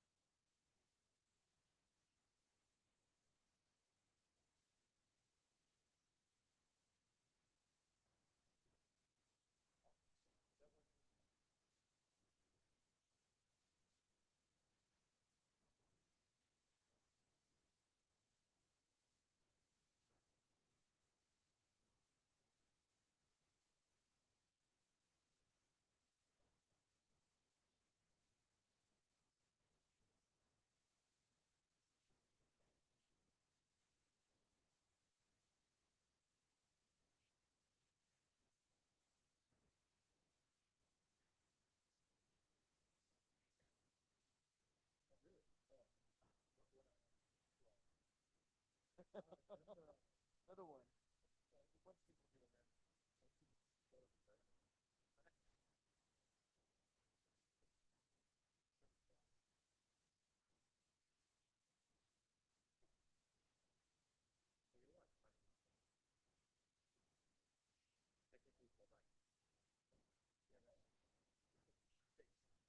What's people doing that? Every time I leave from here,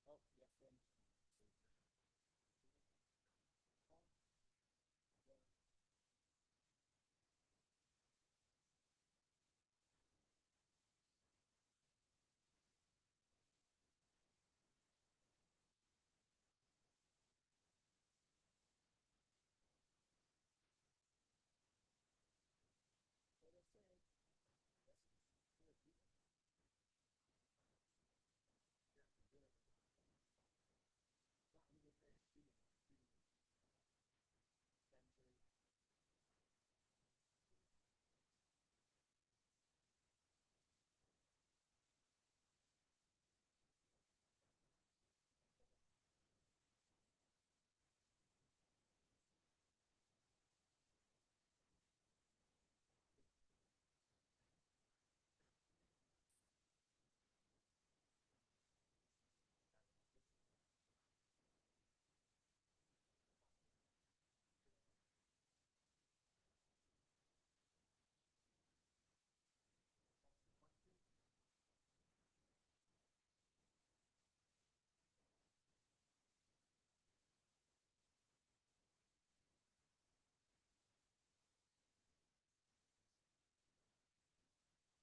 yes, and what I say, that's good.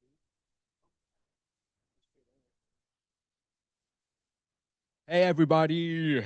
It's lunchtime. If anybody wants to go eat, there's burritos and other things out there. Go eat lunch. Enjoy.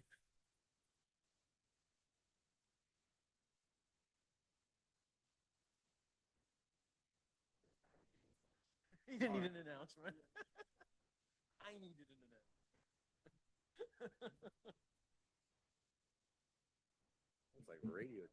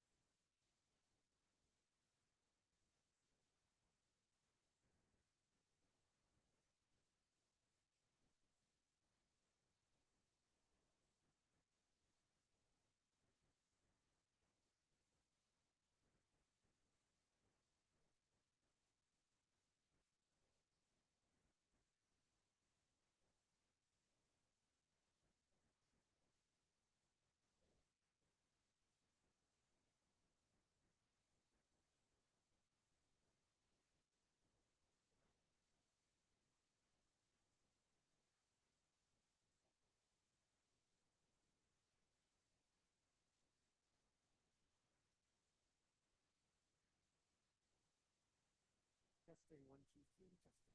Testing 1, 2, 3. Testing 1, 2, 3.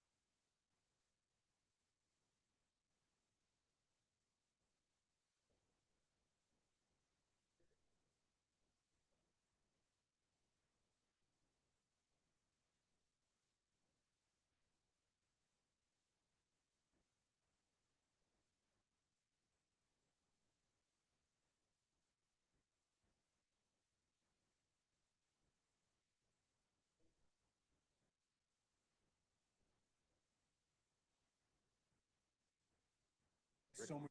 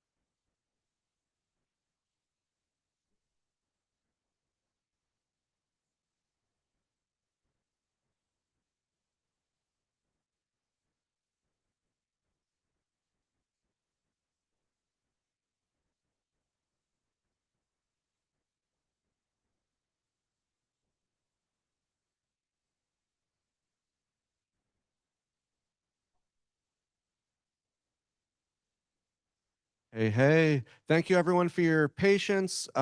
If you haven't got food yet, there's delicious burritos out in the cafe. And then let's say about 10 more minutes, we'll get started and I'll explain the SDK to everyone.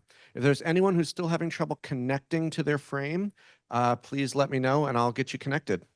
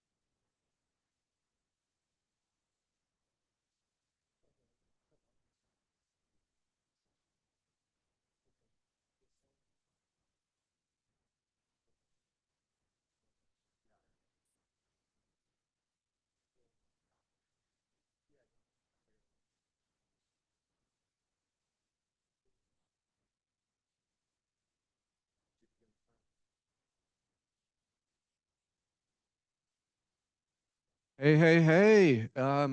We're about to get started. Just another minute or two. Still some people eating over there. So if you have any friends that are in one of the other rooms, let them know to come back on in.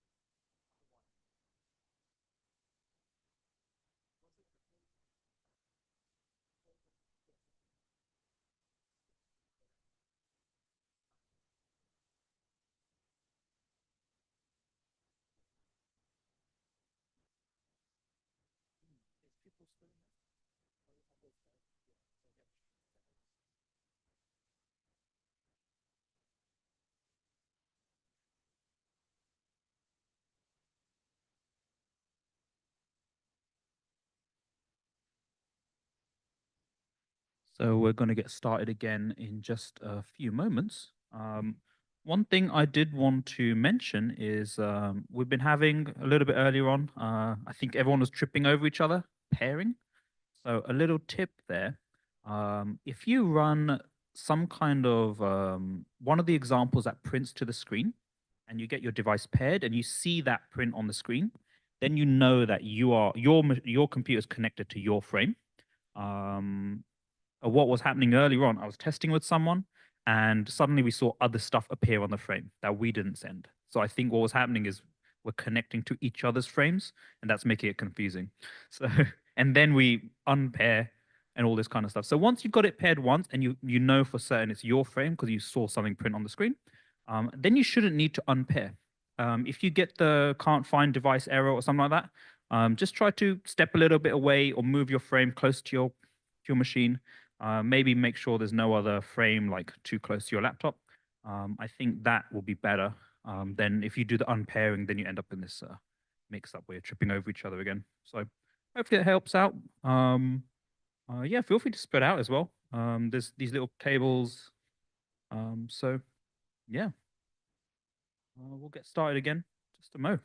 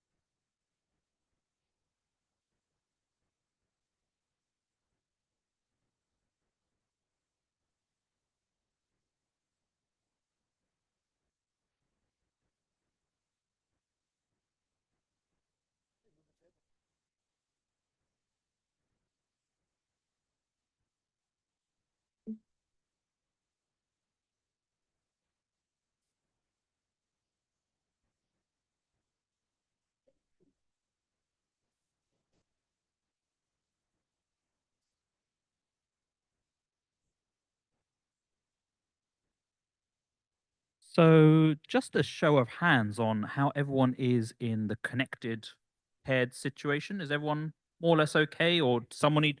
Actually, does anyone need help still pairing? One person over there. All right, I'll come see you in a minute, and you as well. Anyone else? There's two people. Need help?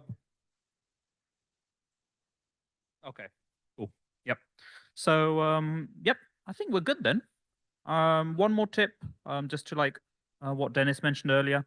If you're on Windows, don't try to go into your Bluetooth settings and click connect. It's better that the script does the connection. And the reason for that is Frame has a custom service, so it doesn't have like it's not like a keyboard or headphones. The computer itself doesn't understand what Frame is as a device, so that's why the script that actually is on the host app that should do the connection. So if you try to connect it from your computer will hold the connection. So that means the script won't be able to connect to it afterwards. But then it doesn't know what to do with that device because it's not like a standardized device. So yep, I think that's it. I will hand it over to Roger, and we can get going with some SDK examples. Hey there. I'm about to walk you through the SDK. We are just double checking. We're doing something a little funky to get the demos working so you can actually see the frame. So that's kind of exciting. Hold on. And then if we unplug, it should have been at full. If we unplug it.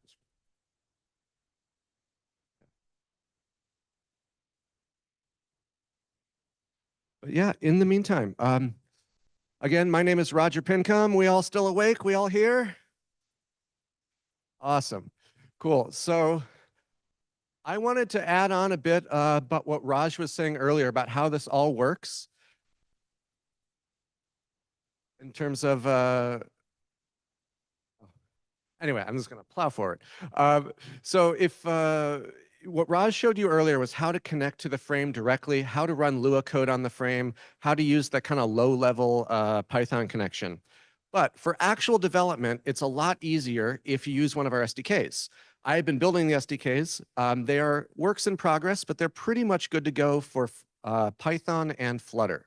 So Python allows you to connect to your frame from Windows and from Mac. Still some issues on Linux that we're working on, especially on Ubuntu, but Windows and Mac for now. And then if you're developing apps on mobile, which is probably the main use case, on iOS or Android, we've got the Flutter SDK. So Noah is built in Flutter. It's a cross-platform kind of web to mobile transpiling system, somewhat similar to React Native. We are planning on eventually adding SDKs for React Native, Kotlin, and Swift directly.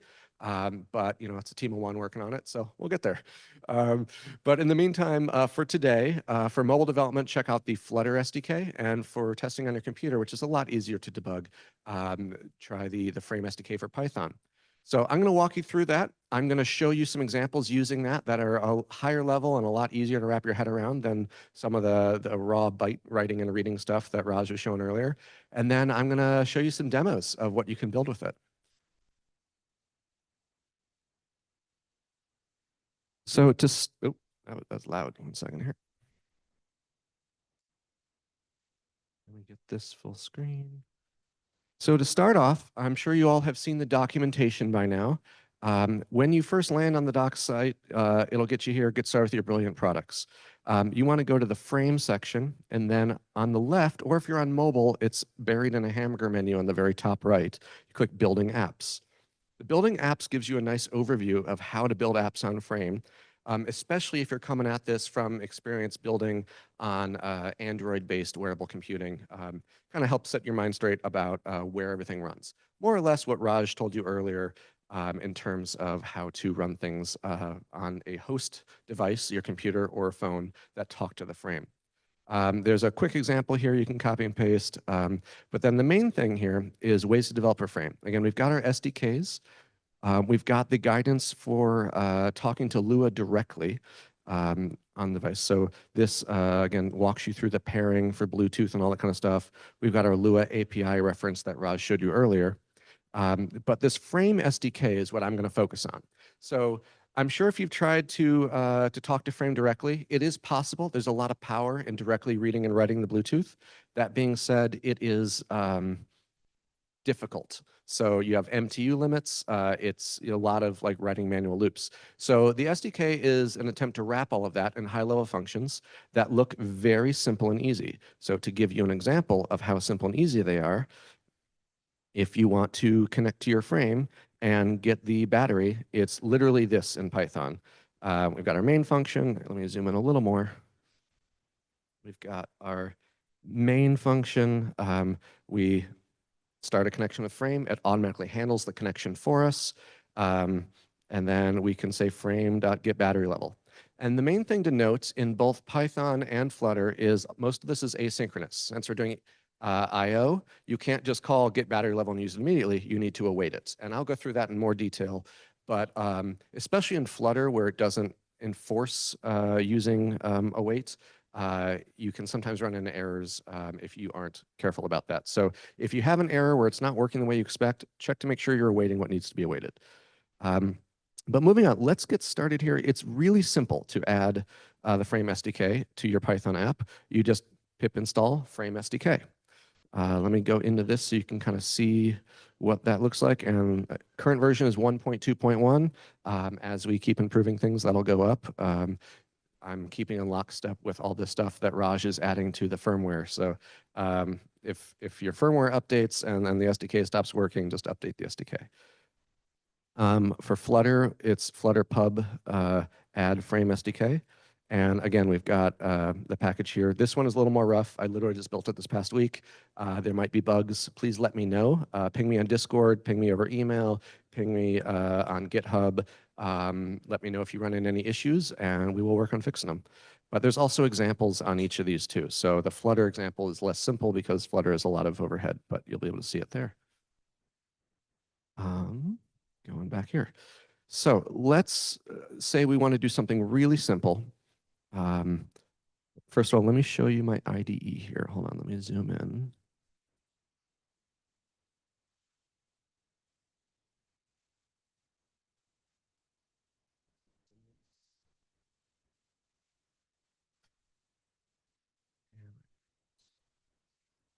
So I'm going to be focusing on Python code here, just because it's a little easier for me to demo it. And you'll notice we're just importing the Frame SDK. We've also got some helper enums here that we'll get to later. But it's as simple as async with frame as f. You can call this whatever you want. This, if you're not familiar with Python syntax, is called a context manager. So because we want to always make sure to disconnect from frame when we're done using it, otherwise you can wind up in kind of weird Bluetooth states. This handles all of that for you. So anything you do inside this async function will always be connected to frame. If it has trouble connecting or you lose your connection, it will throw an exception. You can also change the timeouts, but you can assume that if you're inside this with block that you are successfully connected to frame. And then again, here we're getting the battery level. So let me just go ahead and run this and show you how it works. We are trying something here. You might need to give me a few tries to make it all work, but we're trying to record what you see on frame, and then I will try to stream that. But we unfortunately cannot live stream it because we have to use the macro lens. So 1 second here. I'm going to unplug it here. Let's make sure. Okay. Okay. And then actually, let me try one thing. See if I can stream from here from the camera. Or maybe you could. Or are you also recording? Yeah, try joining the Zoom meeting on there and just recording your camera of that screen. Yeah, never mind. Oh, I'll just use mine. Sorry, it's always fun figuring out logistics on the fly. Give me 1 second here. I'm gonna live stream this on my Zoom.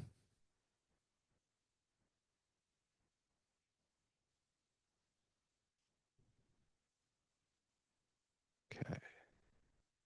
Hold on. No audio. Okay. And I want to start video. Oh, speaker here. And I need to.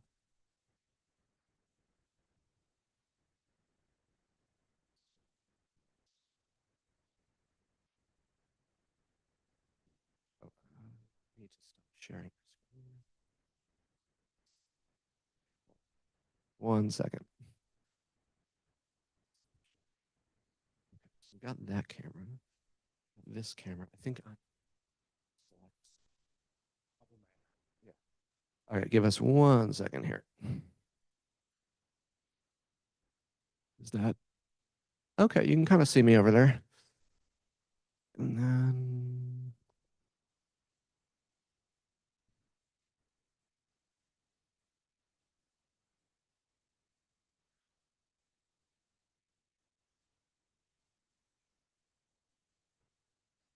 okay, well, yeah, and then we're gonna switch this here. And so through here, this is gonna be rough. Can you maybe? Then I will. Okay, so we can see here. We're gonna focus problem. Ah, well, you can come up here and see it when we're done. I'm just going to continue walking through this, though. I'm going to have to go back to sharing the screen again. We'll just probably have to skip that for now, but you're going to record this, right? So that we can, there we go. Okay, so I'm just going to go ahead and run this here, and you'll be able to see what I'm seeing on my command line at least, and then I'll just describe to you what's going on in the frame for now. So we've got a script here just run that we're just going to walk through a few different things. We're going to make sure the frame is woken up before we start the script. There we go. And then, hold on, it is attempting to connect. Let me zoom in. Okay, so you see it's talked to the frame. It's got the batteries at 92%. We have a few tests here, hello world and 3. So that's just showing us that we can write a text file, hello world, and read it back. So we've already done that. It's as simple as f.files.writefile, file name. This is the file name on the frame. Let me zoom in a little more. I'm going to close this. Okay. It's a little oversaturated, but again, this is all up on the developer docs as well. So we're just giving it a file name, greeting.txt, and some bytes here. Now, anything you send to the frame, whether it's files or not, is going to be bytes, not strings. So this can come back to bite you on both Flutter and Python. By default, strings are UTF-8. Now, what that means is any normal ASCII characters show up as normal ASCII characters, but anything outside of the normal ASCII range is multiple bytes. So anything where you're writing a file to the frame, we're sending it bytes, not strings. So right here, I've been a little lazy and I've used a Python literal byte string, but what I could do is use a real string and then .encode, and that will convert hello world into a byte string, which is the same because it's ASCII. But if we were to put Chinese characters or something else in there, we would need to encode it. Now, that being said, the frame doesn't yet support Chinese characters yet, but it does support some extended European alphabet characters. Okay, going back here, so the next thing we do is we read that in. Reading a file is as simple as f.files.readFile greeting.txt, and you notice we have to decode it here to change it from bytes into a string. And then if we go back here, you'll see that's where this hello world comes from. It's literally just writing that to a text file, reading it back. But with that tool, you can do anything. Now you can access the file system on Frame very easily. And unlike with raw Bluetooth, this will handle long files. So if your file is too big to fit in a single Bluetooth packet, it'll split it up. It'll send it over in multiple packets. Same thing when it's reading it back. Okay, next step here. I want to show you how to run some Lua on the frame. So someone earlier had asked me, how do I just run Lua? And the answer is, if you're just testing, there is a VS Code plugin that will help you push Lua to the frame and run it there. But for real world in an app, you're going to want to send it from your host app. So whether that's, again, a Python app on Windows or Mac, or whether it's a Flutter app running on your phone, you want to send all the Lua that's relevant to your app to the frame and then run it from there. So for example, the Noah app, when you first launch the Noah app and you sign in and it pairs to your frame, it might ask you to update the firmware. But after that, if you got the current firmware, it'll say setting up Noah on frame. And what it's doing is it's copying over all of its internal scripts that it uses, all the Lua scripts that the Noah app uses, it's copying that over to the frame at that time. So this makes it really easy for you to do it. So the next step here, let's say I want to run Lua directly on the frame. All I do is I call this f.runLua function, and then I can put any Lua on there that I want. And again, this Lua is coming from, if you look at the documentation, the Lua API reference. So anything in here, I can send over through the run Lua command. I can put multiple statements separated by a semicolon. You actually don't need to separate them with a semicolon all the time, but it's simpler if you just always do it. So here I'm saying frame.display.text hello world. So you can't see it right now, but basically it displayed hello world on the frame screen, nice and simple and easy.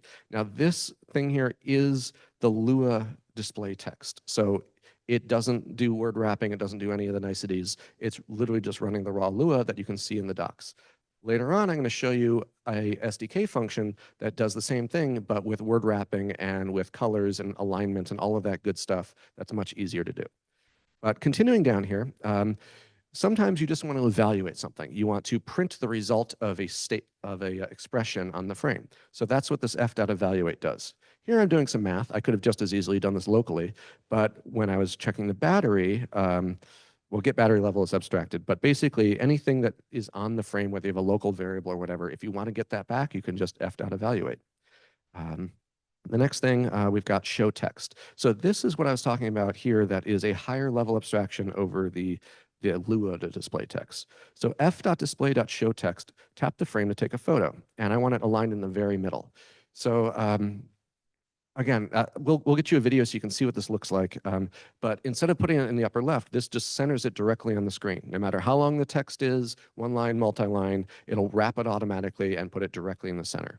You've got various other alignment options. You could be in the top left, you could be in the bottom, however you want to do it.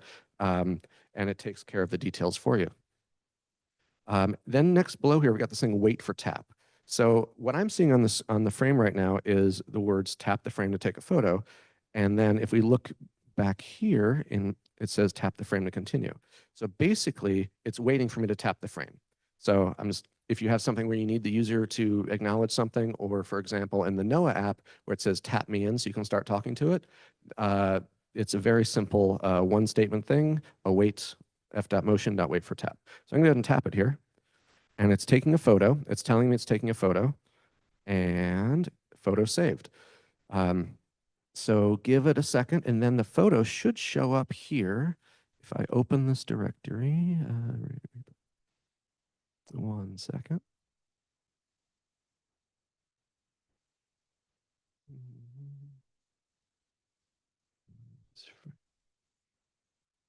Here we go. I think this is the one. This is the photo that just got taken by the frame. Now, you'll notice it's a little dark, and it's not angled very well, but at least it's oriented correctly. So by default, the frame camera is actually rotated 90 degrees. So if you just pull the raw bytes, like what Raj did earlier, you're going to get a JPEG image that is rotated incorrectly. Part of what the SDK does is it fixes that for you. It also adds some other metadata that can be useful, such as the metering mode and a few other things. So it's still a fairly low quality photo, but it's good enough for a lot of cool use cases. It's what Noah uses to send to the AI backends and all that. So this allows you to grab photos like that. There's a few settings you can do here. You'll notice here when I'm taking a photo, it's just f.camera.savephoto. You can also take photo instead of save photo. So save photo saves it to your local file system because that's easier for a lot of people to deal with, but you don't need to save it. It's just a string of bytes. So if instead of save photo, you did take photo, you would then get the photo in memory, which you could then send to OpenAI, which you could then run through whatever you want to do with it locally without even having to save it to disk. And it's just, but if you are saving a photo by default, it has 3 seconds of autofocus. There's various quality levels. If you look at the documentation, there is a quality full. There are currently some issues with that on a firmware level. So if you're trying to do full quality and it's failing, basically there's a buffer that's being overrun, but only in certain scenarios. So I would avoid full quality and just do high, medium, or low quality for now. And then we've also got the autofocus type. So you can see here center weighted. The photo you saw earlier is basically the center is looking at this bright color carpet. So that's why the whole photo overall looked kind of dark. There's a few other options in here as well. So play around with that, find what works best for you. And again, you can see here we have a take photo function that will give you the photo bytes back. You can do whatever you want with. So that's photos. Next step here I want to show you is you can get audio from the microphone. Now this, frankly, was a pain to implement, so you should definitely use the SDK to have it do it for you rather than doing it yourself. So you can record audio. It supports either 8-bit or 16-bit, and it supports either 8,000 samples per second or 16,000. And so that's all in the documentation guiding you through how that works. Long story short, it's limited by Bluetooth bandwidth. So you want to go as low as there as you can. I would recommend doing 16-bit and 8K samples per second because that seems to be the best audio quality that works consistently that I've found. But another thing you can experiment with, it's all there for you. Also, something cool is you can give it a length of time to record, but it also automatically tracks silence. And this, again, was a pain to implement, so please use it so you don't have to worry about it. If you might notice the Noah app, you have to tap to start it, and then you have to tap again when you're done. You don't have to do that because now you can just have it track silence automatically, and it will actually automatically figure that out from the background noise. So we've got our silence cutoff length in seconds, and then max length in seconds. So by default, silence cutoff length is 3 seconds. So if you call it with no parameters, it will record up to 30 seconds total. But after you stop talking for 3 seconds, it'll stop recording. It will give you that back in Python. It gives that back to you in a NumPy array, either 8-bit or 16-bit. In Flutter, it gives that back to you in a uint 8 list, which is always 8-bit, and then you can separately. Basically, the Flutter ecosystem for playing audio expects 8-bit int lists, whereas in Python, it works more variably. You might be aware, but playing audio from Python, especially cross-platform, is kind of difficult. So I've added a helper function to make that easier for you. If you f.microphone.play audio background, and you just pass it in the audio data that was returned from record audio, it'll just go ahead and play that locally on your device, which is nice. And that works cross-platform, also on Flutter. There is also play audio without the background part that will pause until it finishes playing the audio. For whatever reason, that doesn't work on Windows. I need to look into it more. So that's why play audio background is what I'd recommend for right now. But they all work on Mac. They all work on Flutter.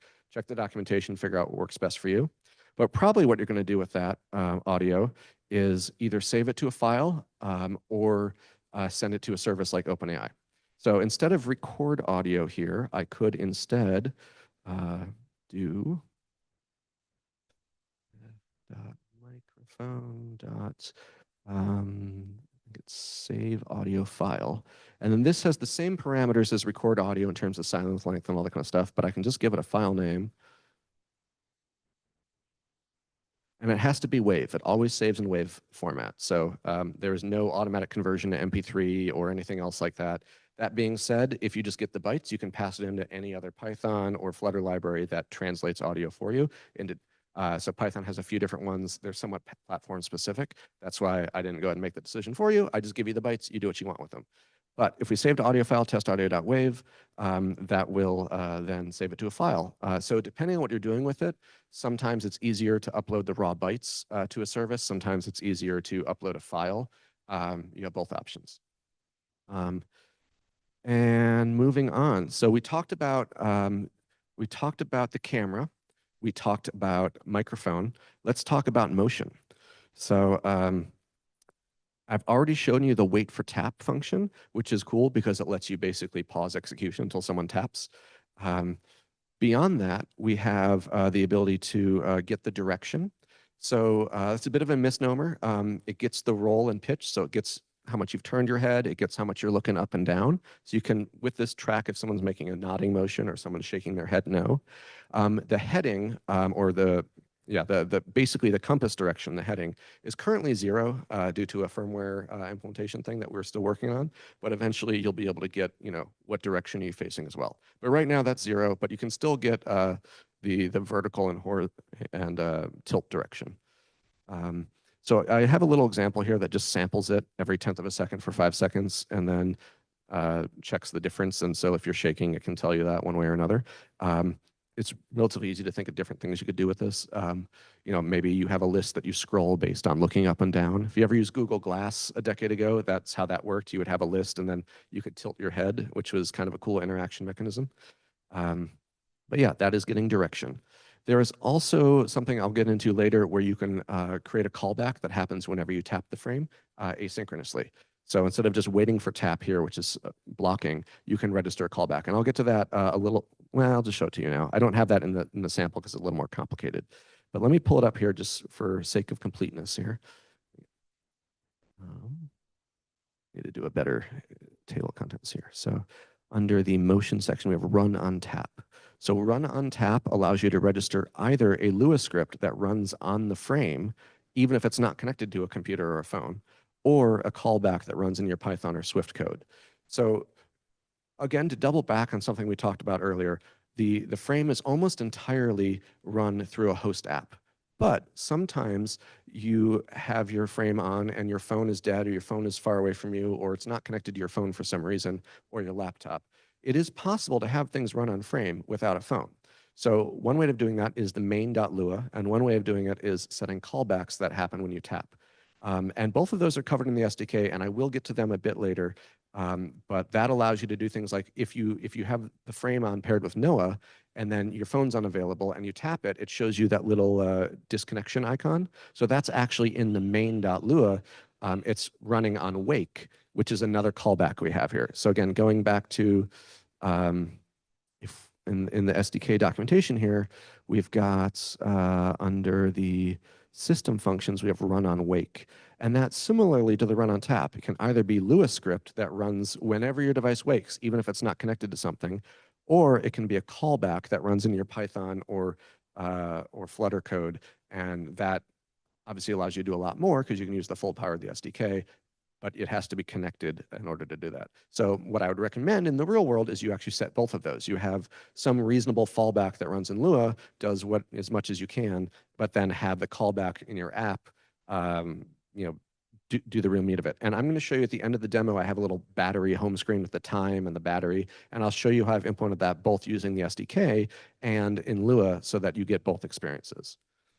Continuing to go down here, so this is a really cool visual demo that I wish I could show you, and we're going to send out the videos of this on the Discord, or you can come up here afterwards and see, and I'll show you directly, or you can run it on your own frame using, just download the README. But this basically draws a 4x4 grid of all 16 palette colors, so you can see what they all look like. It's also in the documentation. And as Raz mentioned, there is a way to replace a color with a different color, but by default, you'll probably be using those 16 built-in colors. And this just shows you how to use the draw rect function and the write text function to draw those in. So I mentioned the write text earlier. That's how you put text on the screen. You can put a position, you can do the alignment, it'll word wrap automatically, all that good stuff. But you can do this with multiple different things. So in this case, I'm drawing a rectangle. I'm telling the rectangle to where the X and Y and width and height should be and what color it should be. And then on top of that, I'm writing text and I'm telling it its X and Y and the full size it has access to. Now, one thing that's interesting on the frame display that unless you've worked with old video game systems you might not be familiar with is it has two graphics buffers. So basically, every time you write to the display, it doesn't get shown immediately, although there are some helper functions that'll do that if that's what you want. But by default, if you write text or you draw rects, it goes into a graphics buffer. And this happens because drawing is a little slow. Like this is an embedded chip. It can't do it like 30 frames per second. So you draw to this buffer and then you show the buffer. And so that's what this F display show does. So there's two graphics buffers in the frame. Whatever you draw or write or whatever goes into the hidden buffer. When you display show, it shows that buffer and it creates a new clear buffer for any additional commands. So one side effect of this that is a little frustrating if you're not used to this kind of system is you can't just add to what you already have there, like in an animation way. Let's say I have 2 lines of text and I want the first line to show up first and then I want the second line to show up afterwards without the first one disappearing. There's actually no way to do that based, what do we got here? 1 second, Zoom is restarting for some reason. But there's actually no way to do that without it clearing the first line you wrote. So what you have to do effectively is write the first line, show the buffer, and then write the first and second line. So you rewrite the first line, and then you show the buffer. So anything you want to show up in more than one frame after you've changed something on the display, you have to rewrite. 1 second here. Sam, are we still, can you check your iPad and make sure the Zoom is still going? 1 second. Okay, and then can you plug this in? I had to steal the cable, one of the USB-C cables, but it's going on battery.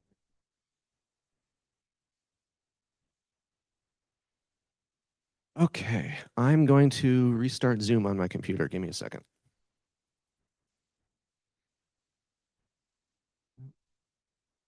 Wow, Zoom has managed to crash again. I love Zoom. Zoom is my favorite way to stream things. Hold on.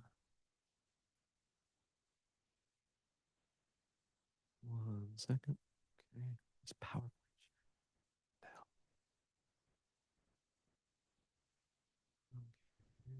Okay.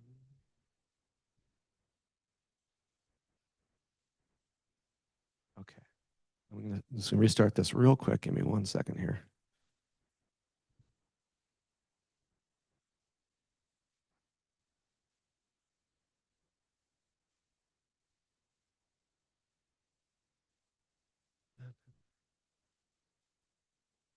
Never a dull moment.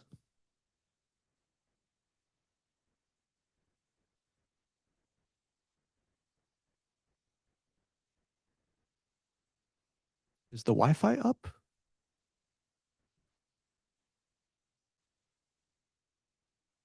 Okay, give me a second.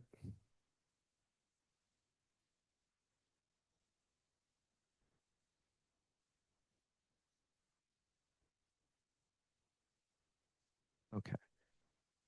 Let's see here.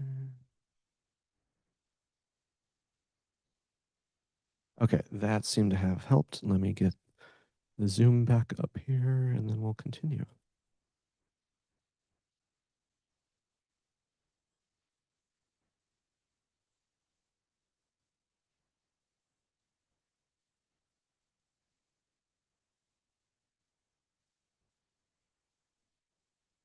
Okay, share screen. Awesome, and we're back. Thank you for your patience. So where was I? I was talking about the buffering of the display. So yeah, basically, it's also explained fairly well in the documentation. I definitely recommend you take a look at that. It's under the Lua here, but it's linked to from the SDK. If you go to the display section, there's a description in buffering, and that really kind of guides you through how it all works so that you can, if you have any questions. It's one of those things you play around with it and you get used to it. Okay, next I wanted to show you scrolling text. So I wish I could show you this demo live because it is fun to get rickrolled from your wearable computer. But one of the convenience functions I added is scroll text. So if your text is too long for a single line, it'll get word wrapped automatically. But if your text is too big to fit on the display, being able to scroll it at a reasonable speed is super useful. It makes it a lot easier to read longer text. Implementing that is really difficult. I can show you the Lua code behind it to so you have some sense. But the, where is it here? Here, scroll text. So my scroll text function is 50 lines long. Because again, the graphics, you can't just move something, you have to redraw every single frame. But I implemented that for you, and now it is really easy to scroll text. You can just give it the text you want. It can be multi-line, single line, it'll word wrap, whatever. It handles it all for you. And then you can also set the speed. So there are some additional things you can add. Let's go back to the reference here under the display section.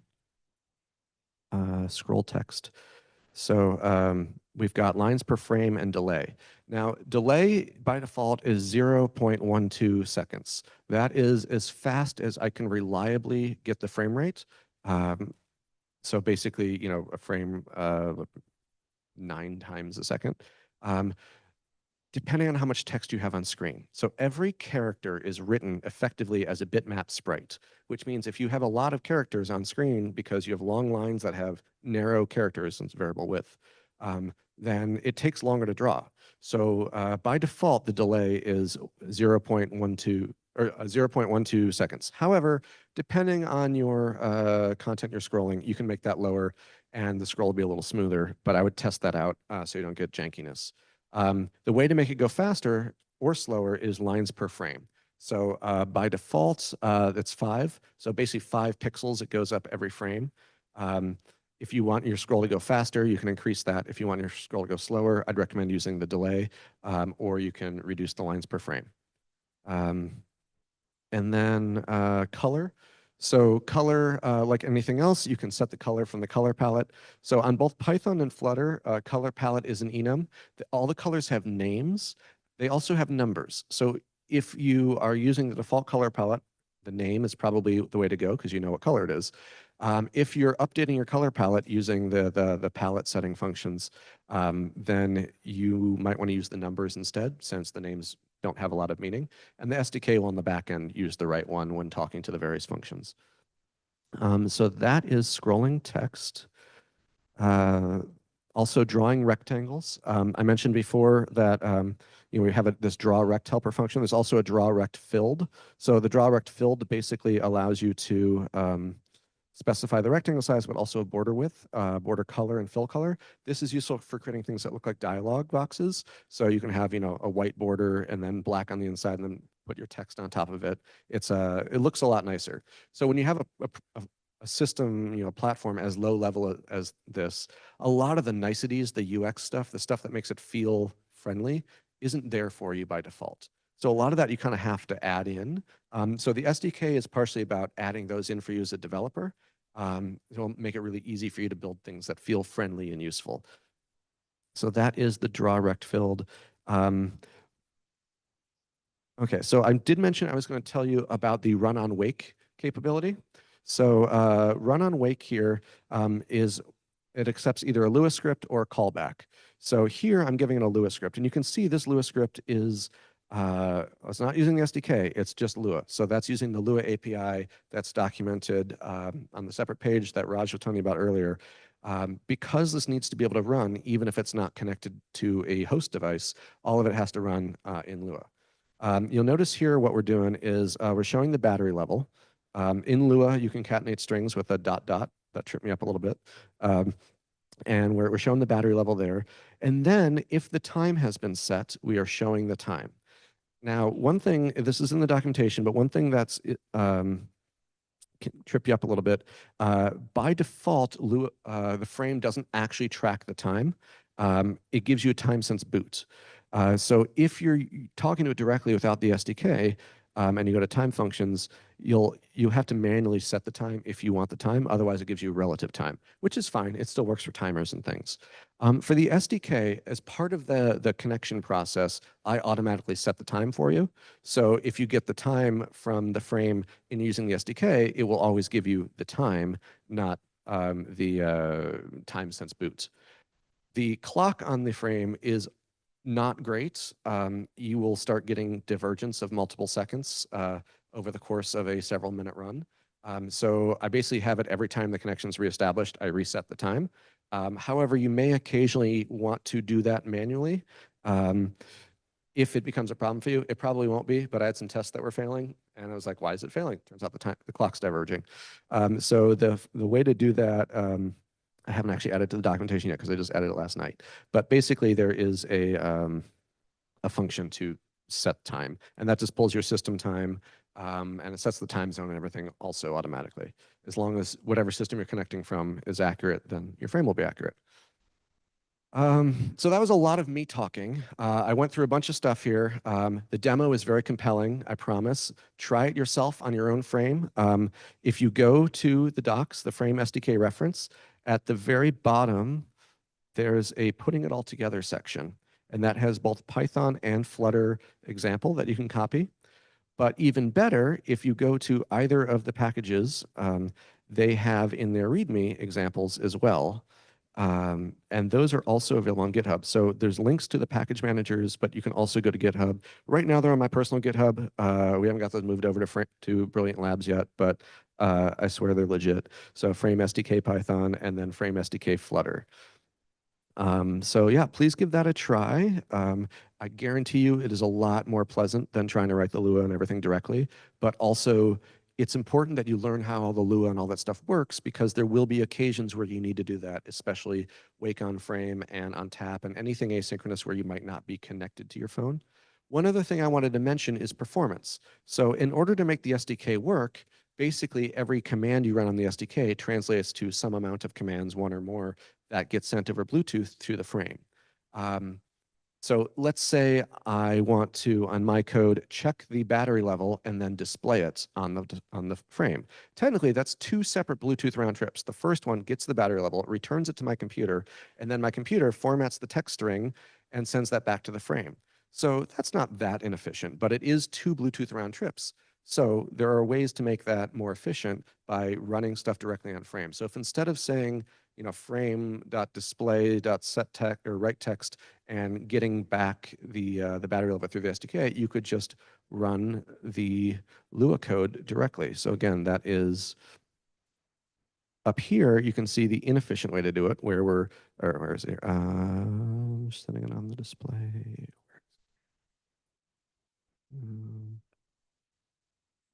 Oh, I changed around the examples. It's in here somewhere.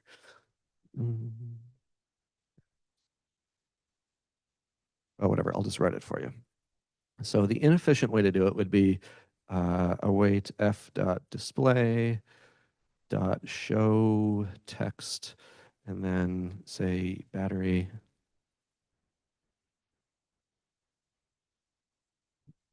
I'm gonna make this an f string. It's hard to use this when it's so zoomed in.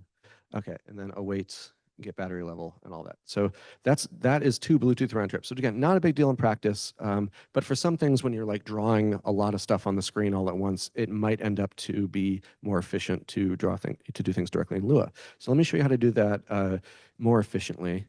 And that is display. So I'm going to run Lua directly, and that Lua is going to be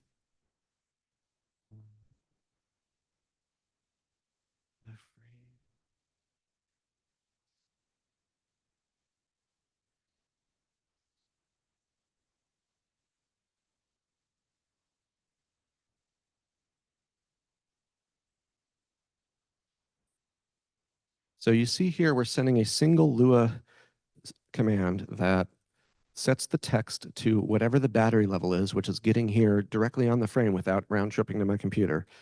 It's formatting that as a text string, and then it's displaying it, the buffer.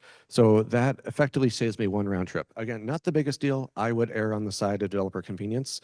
But if you're ever getting issues where your frame is too slow to do what you want, then dropping back to the raw Lua is a good way to get some performance gains. It's like if you're doing C code and you end up going to assembly because it's faster, but not that bad. So. Yeah, I would definitely encourage you, check out the documentation, ping me if you have any questions. Just to make sure everyone's clear, Raj is definitely the guy to talk to about anything hardware or firmware or low level related. I'm the guy to talk to about the SDK and building apps using the SDK on the higher level. And with that, we've got several more hours. I'd love it if by the time you guys leave here, you've at least got some demo code and maybe your own fancy code running on Frame, whether it's via Python or Flutter or your own manual Bluetooth implementation. And you can get something running and feel confident that you can expand on it over time. That would be a great spot to be in. So a little more, hold on. Sam? Oh, do you have the iPad?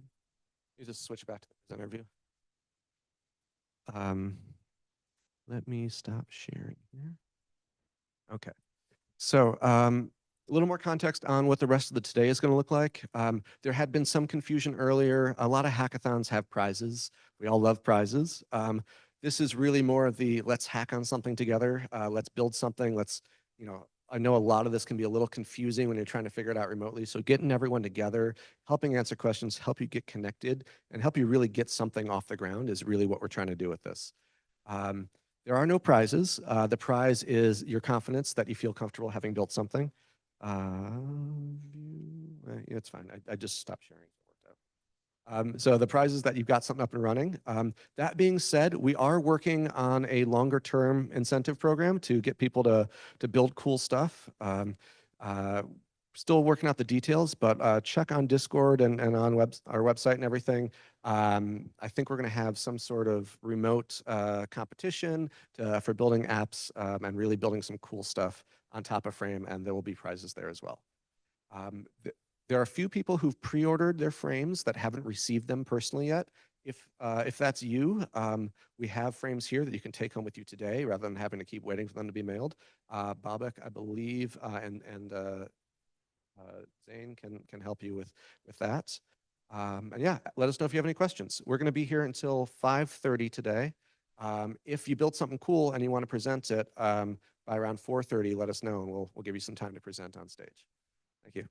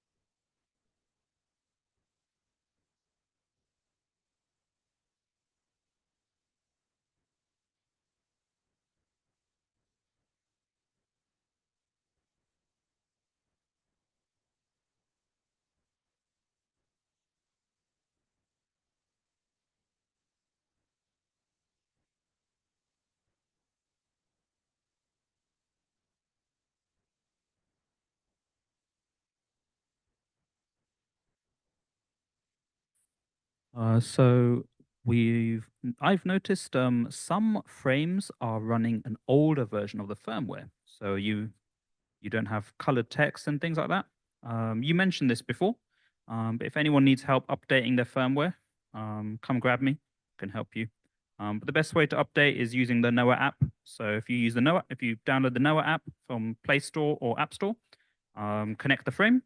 You'll have to unpair your frame to connect to your phone, and then it will do a firmware update. And then you can unpair again, connect to your computer, and then you're good. So, yep, if you don't have colored text, that's what it is.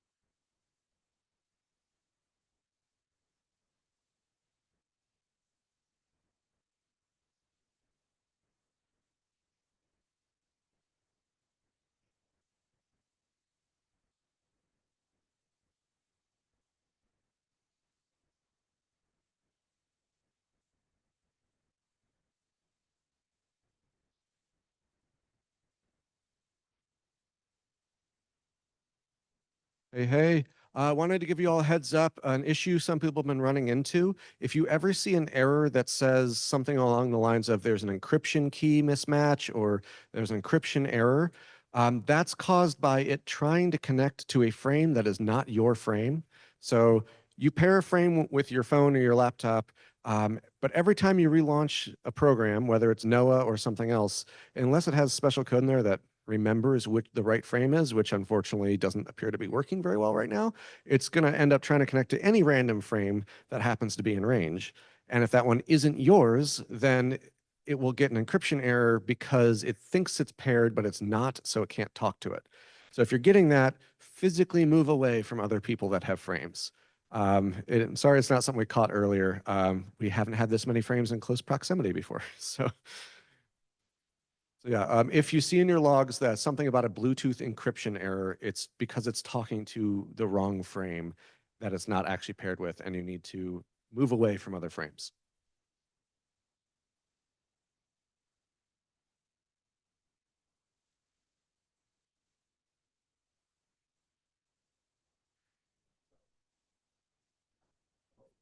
We met before at Stanford. Oh, very cool. You were with Leia. Oh. Leia. Bloomfad. He so there's a couple different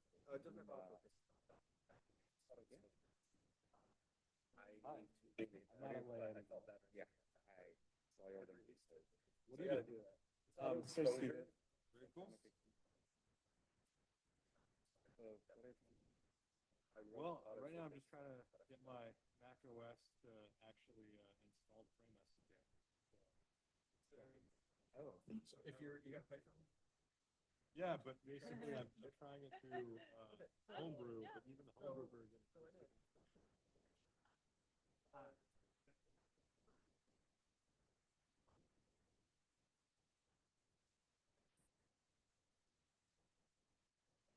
Yeah, ChatGPT talks about it. you can download a VS Code. Obviously. The VS Code. VS Code.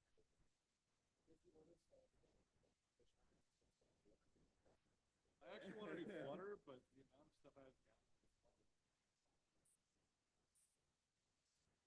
I'm just hoping there's like a native on it. They don't know it in Flutter.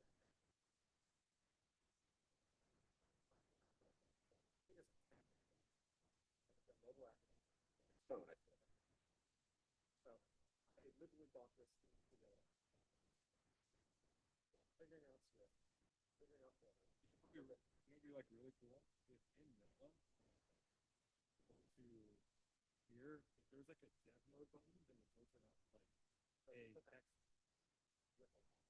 Yeah, but it'd be cool if I could just send Lua commands.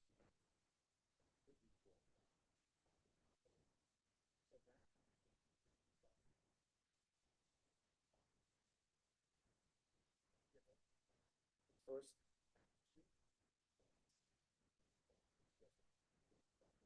I feel like I can test a lot of stuff. yeah.